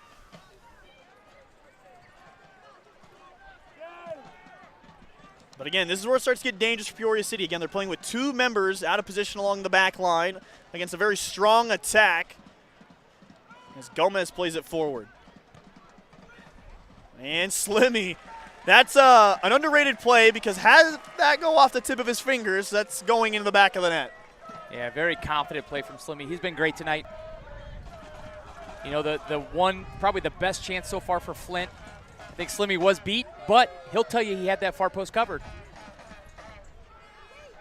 Header won by the Bucks. They've done a really good job to get that out of their own end for the time being. Peoria City definitely playing the second ball. Yeah, I've heard that come from the Peoria City bench over and over and over tonight. They say pick up the seconds, and what they're talking about is off that first longer ball, can they pick up the second ball in the midfield? Well, it takes a bad touch. Now here's Flint. Chance to break out and a tackle, resulting in a free kick. Got a bit of the ball. No yellow coming in as Henry tried to distribute. And now again, dangerous situation for Peoria City's defense. We'll keep harping on it. I'm sure fans at home watching are tired of us saying it, but they've got essentially a midfielder and a left winger playing a center back and right back positions tonight. They are without two of their biggest guns along that back line in Fritz Volmar and Abasa Aramiao. And I don't see them making any changes going forward the rest of this game. They're going to keep that back four intact. I think if you see another change potentially for Peoria City, it might be in the attacking, maybe the forward position for DJ, who right now maybe is on heavy legs chasing out all these first balls. Maybe you bring in Serge up top to kind of dig some of those balls out. But I think you're going to keep your back four intact and say, we're going to live and die by this group tonight. Mimi will take it. Defender from Oral Roberts and North Miami, Florida. Going back post, it's loose, headed still, trying to get it cleared off the line. The Carp, and it's the winger playing right back, Jonas LaShoy, reading his defender textbook, I'm sure, at halftime, getting it off the line. You know, that really is soccer one-on-one. When your goalkeeper comes out and he calls it, defenders are told to get to the line. That's why you get to the line. You cover your goalkeeper. And Jonas was in the right spot at the right time and saved the season for Peoria City. That's another just really good chance, though, for the Bucks. You feel it coming in the air right now that Flint City has got a really good look left in them. This game is far from over. There's a lot of time on that clock. Yeah, we won't have a ton of stoppage time. That took a poor run off the header from Persenico. Tell you what, the Peoria City faithful, they say any more than 1 minute on that clock and stoppage, they're going to be upset. And that one, I was holding my breath trying to get you to wrap up your thought, Coach, but that was nearly bent in. Slimmy, I don't think, anticipated the pivot and shot as quickly as it came in. It's getting a little nervous here for Peoria City fans. Flint is starting to build up the chances one after another here. And you can only hold out for so long. Peoria City needs to get a little bit of the ball. They need to get the ball forward. They need to pick up some seconds. And you're right, Coach. They haven't won many second balls in the midfield here in the last 4 minutes or so. I think they're struggling to even get on for those first balls, and it probably likely due to some heavy legs from DJ. He's put a lot of miles in on his legs here tonight. LaShoy turns it away for the time being. 79th minute. William Pendeka outside. A lot of bodies forward now for the Bucks. Hard tackle on the left side, by the right side from the captain, Charlie Dickerson, who had his captain's band ripped off his arm and broken in the first 6 minutes of this contest. I saw him playing with that. I didn't quite know what was going on. Another corner kick for Flint.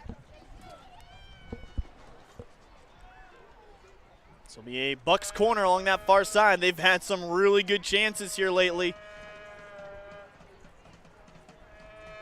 Whipped in. Header still down. Loose. Safanavong up the line. Soft touch forward. The Bucks still have it in a threatening spot. O'Riordan and Slimmy with the basket catch in the 80th minute. Tick, tick, tick. Right, Peoria City just trying to watch those seconds tick off the clock. Slimmy, ball over the top. It's Persenico. How did he get that wide open along the back line? Persenico, the step over and carry, mistouched it for a moment. We'll play it back in. DJ couldn't square it up. Saraiva loads on a shot. It's blocked. That didn't look like it was all too confident. Ball free and a foul. And so a yellow against DJ Kulai. Now he's got to be careful.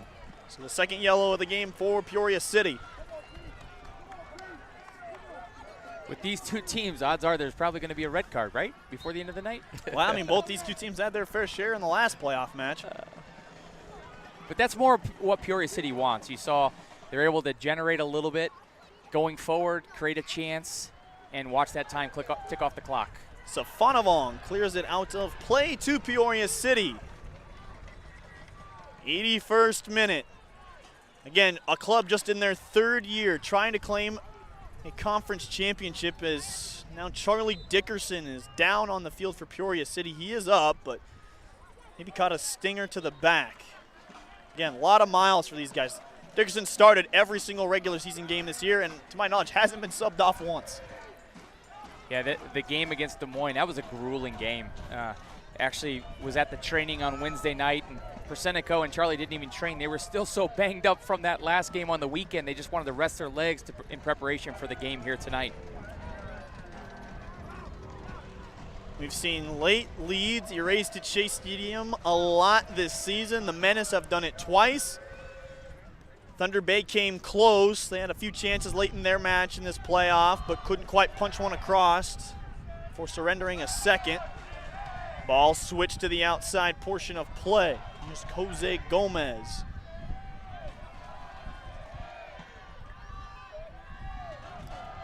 Kulai couldn't make the tackle. It's back out wide again. 7 bodies forward now. Blocked away by Dickerson. Joao Saraiva trying to find space to work. He's working against 3, somehow finding his way out of it. Well done. That'll get an applause from the home crowd. Now Dickerson sends a souvenir into the stands.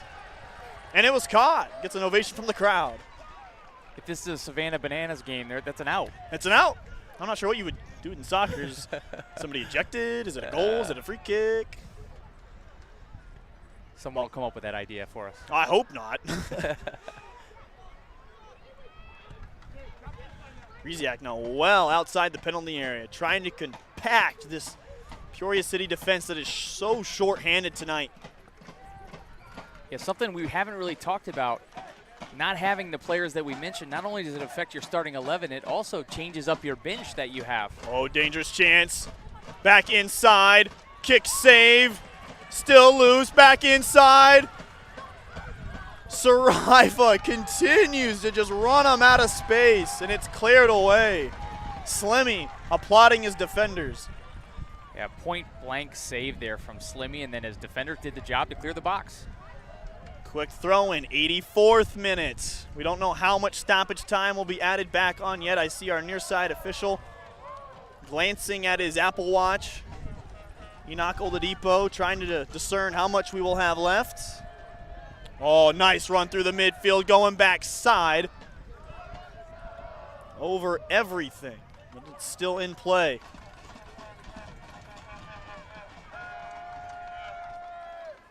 You can just see the heavy legs out there, and where you're starting to see it in some of these 1v1 scenarios, just being able to sit down, move your feet, stay disciplined. It's harder to do when you're tired.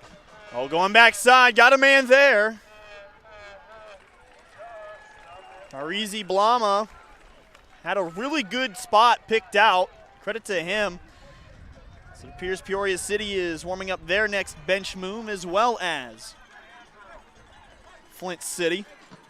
Michael Cardit, another one of the Clark products from Mike Pay, going to his guys here in crunch time. Yeah, he's traditionally a center back, so this will be interesting to see what they do with Michael coming off the bench. Do they use him in the back line, or do they work him somewhere in another position and just have him come out here and defend? And a foul as Dickerson goes down. Again, that substitute for Flint City, number 22, Jeldrick Dahlman, getting ready to come into the match. The man out of SMU, the Mustang from Germany, who's a unanimous All-AAC first-team selection, Herman Trophy semifinalist. He's a forward. Now 2 more subs getting ready to join him. 28, Kai Phillip. Alongside him, number 13, Baraka Tarleton. And I think we're going to see Surge as well for Peoria City. I could see him replacing DJ up top. Michael, I wouldn't be surprised if he comes in potentially for Jonas. You don't really need Jonas' attacking ability at this point. You need to see the game out. So maybe bring in Michael on as a wide back just to have him defend in the wide areas. A lot of moves. Again, 3 coming into the game for the Bucks. Dahlman, Phillip, all checking in alongside what will soon be Danny Surgiv for Peoria City and Michael Cardit. Baraka Tarleton also in that group of 3 for Flint City. Ball near side to Mimi. Line back inside, space here, line through, and it's the last off a Carp. That was nearly it for the Bucks. Again, you can hear them knocking on the door. Wow, that was a great chance for Flint. And another Flint corner. That's their 7th corner kick of the game. Again, Peoria City went the whole first half without a corner. They've got 4 here in the second. Peoria City substitution, 22 Danny Surgiv and 5 Michael Cardit. This is a tricky scenario because Peoria City, their substitutions are coming in on a defensive corner kick. And sometimes, you know, that's your first changes up the assignments. Yeah, and your first introduction into the game is having to defend a corner and defend your box. So it looks like it'll be Saraiva. So it'll be a midfield for center back sub. So perhaps they'll bump him to holding midfield. And it'll be a straight swap at the top of the formation for DJ Kulai and Danny Surgeon. Potentially, or they could go to a back 5. That's another thing we've seen Peoria City play out of that 3-5-2 that can turn into a 5-3-2. Potentially, that might be what they're doing here. We'll have to see once the game opens up. Charlie Dickerson trying to get them all set. We are in the 87th minute. Line back inside, over the top of goal, but the Bucks are oh so close. free header at the 6 is not what you want to see for Peoria City in the last 5 minutes of the game. So here we'll get an opportunity to see if the system changes or if it's just a straight personnel swap. Looks like Michael's coming in as one of those defensive midfielders alongside Gomez, and they look like they potentially shifted Coughlin up to the attacking mid. Sergeant, very physical at the top. Maybe, like you said there, to win some more of those matchups. Not as pacey as DJ, but a big body, good at winning first balls. Well, and he gives them something on set pieces as well with a 6'5" frame. Big run forward here from Al-Rashid, ready. And it falls into the waiting arms of Sammy Slimmy. So the Carp can taste it. They are oh so close. Slimmy sends another long ball towards Danny Sergev. Wins the header. Cardick couldn't get a good swing on it. Here's Wes Gibson. Punts it forward to reset the shape. 89th minute. Coach, it's getting down to the wire. It really is. And if you're Flint City, it's just whatever you got to do to create a chance. Get as many numbers forwards as possible. You might get one more good chance in these reigning moments of the game, and you got to make the most of it. We will have stoppage time tacked back on. Persenico playing defense. You can see his heavy legs. A man that has given so much to this team in the postseason. Going backside! Nearly there for the Bucks, and they will wonder what if. That was one heck of a play by Charlie Dickerson on the back post. He had the mid-air, balls in the air. He had to adjust his body to get something on it and win the ball, and he did just that. The man out of Norwich, England, in Bradley University, trying to find his team through here in the playoffs. Still through in Wes Gibson. Still with the Bucks. Turning, looking for space, blocked away. Turns, fires, still loose. Can anybody get there for Flint? 90th minute. This is postseason soccer, whatever it takes. And it will be a corner. They're bringing up Griesiak. This for all the marbles. Shea Stadium holds its breath. I'm holding my breath. In swinging ball, 90th minute, headed away. Hit by LaShoy, shot put on, and it just didn't bend the right way. How many minutes of stoppage time? You can see Coach Pay asking the official, how many? I'd be surprised if there were fewer than 3 minutes, but we'll see what the official word is. 5 minutes of stoppage time will be added back on. Coach Pay cannot believe it. That is a very large amount and an instant reaction from the Peoria City faithful, but the Bucks will be happy with it as we are in stoppage time now. Officially being kept on the field. Here's Persenico to send them through. It's blocked. Coach Pay probably has a good cause to argue that. The first half, we felt for sure there had to be at least 2 to 3 minutes of stoppage time. He only called for 1 minute. Second half, it seems to be a strong 5 minutes of stoppage. How did Persenico get out of that? And it is a Carp corner. Half a minute gone of the 5 minutes we've been told will be put back on. Again, that is a minimum of 5 minutes, so if there are additional stoppages or the referee deems that Peoria City is wasting too much time, they can add additional time onto that. Dickerson, man over the ball, just trying to wall it off and waste some time.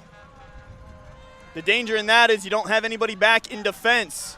Card it, hard tackle, belongs to the Bucks. Yeah, right there for Carter. It's ball or foul. You have to stop the counter. Poked back again by Cardit. A minute 10 gone in stoppage time. Josh Reddy again clears it out of his own end. It's a great job by Reddy. It's kind of a, you don't want to clear that ball straight to the middle of the field. You want to put it out to the wide areas, make the goalkeeper track into the wide areas. Ball switched to the near side. Schneider Mimi. Header won by Flint. Dickerson for Peoria City. Now Safanovong. Up the line to a wide open Danny Sergev. Serge trying to find space. Serge again. Get in.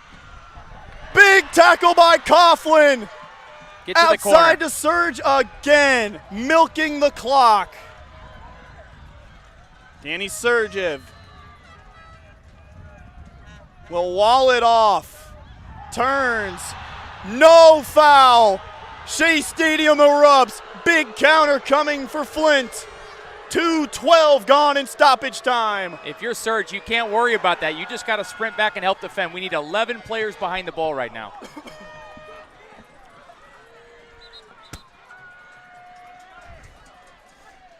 It doesn't get much tighter than this. 2.5 gone through stoppage time. Micah Sonnenberg checking in for the throw-in. Peoria City knocked off a league power last week in Des Moines Menace. And they're potentially about to knock off another power in Flint City. Header by Gomez, free ball for Sonnenberg. Safonavong clears it away. 3 minutes gone in stoppage time. Griziak joining the forward momentum. Sailing in. Slimmy is caught up, and he was fouled.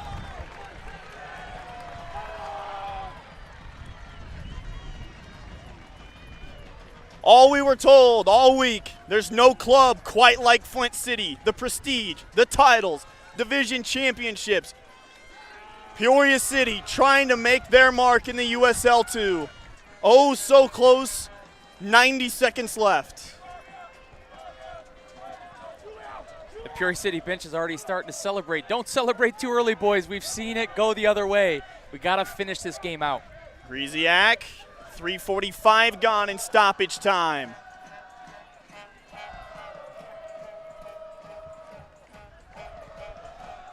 Going backside again. Brock Pickett. LaShoy's there for the header, and it will be a throw-in, not a corner.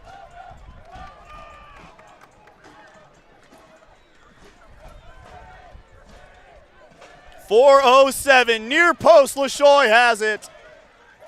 Serge lays it off, could get it forward. Big ball in behind to Persenico. Luke Persenico to send him through. Couldn't get it off.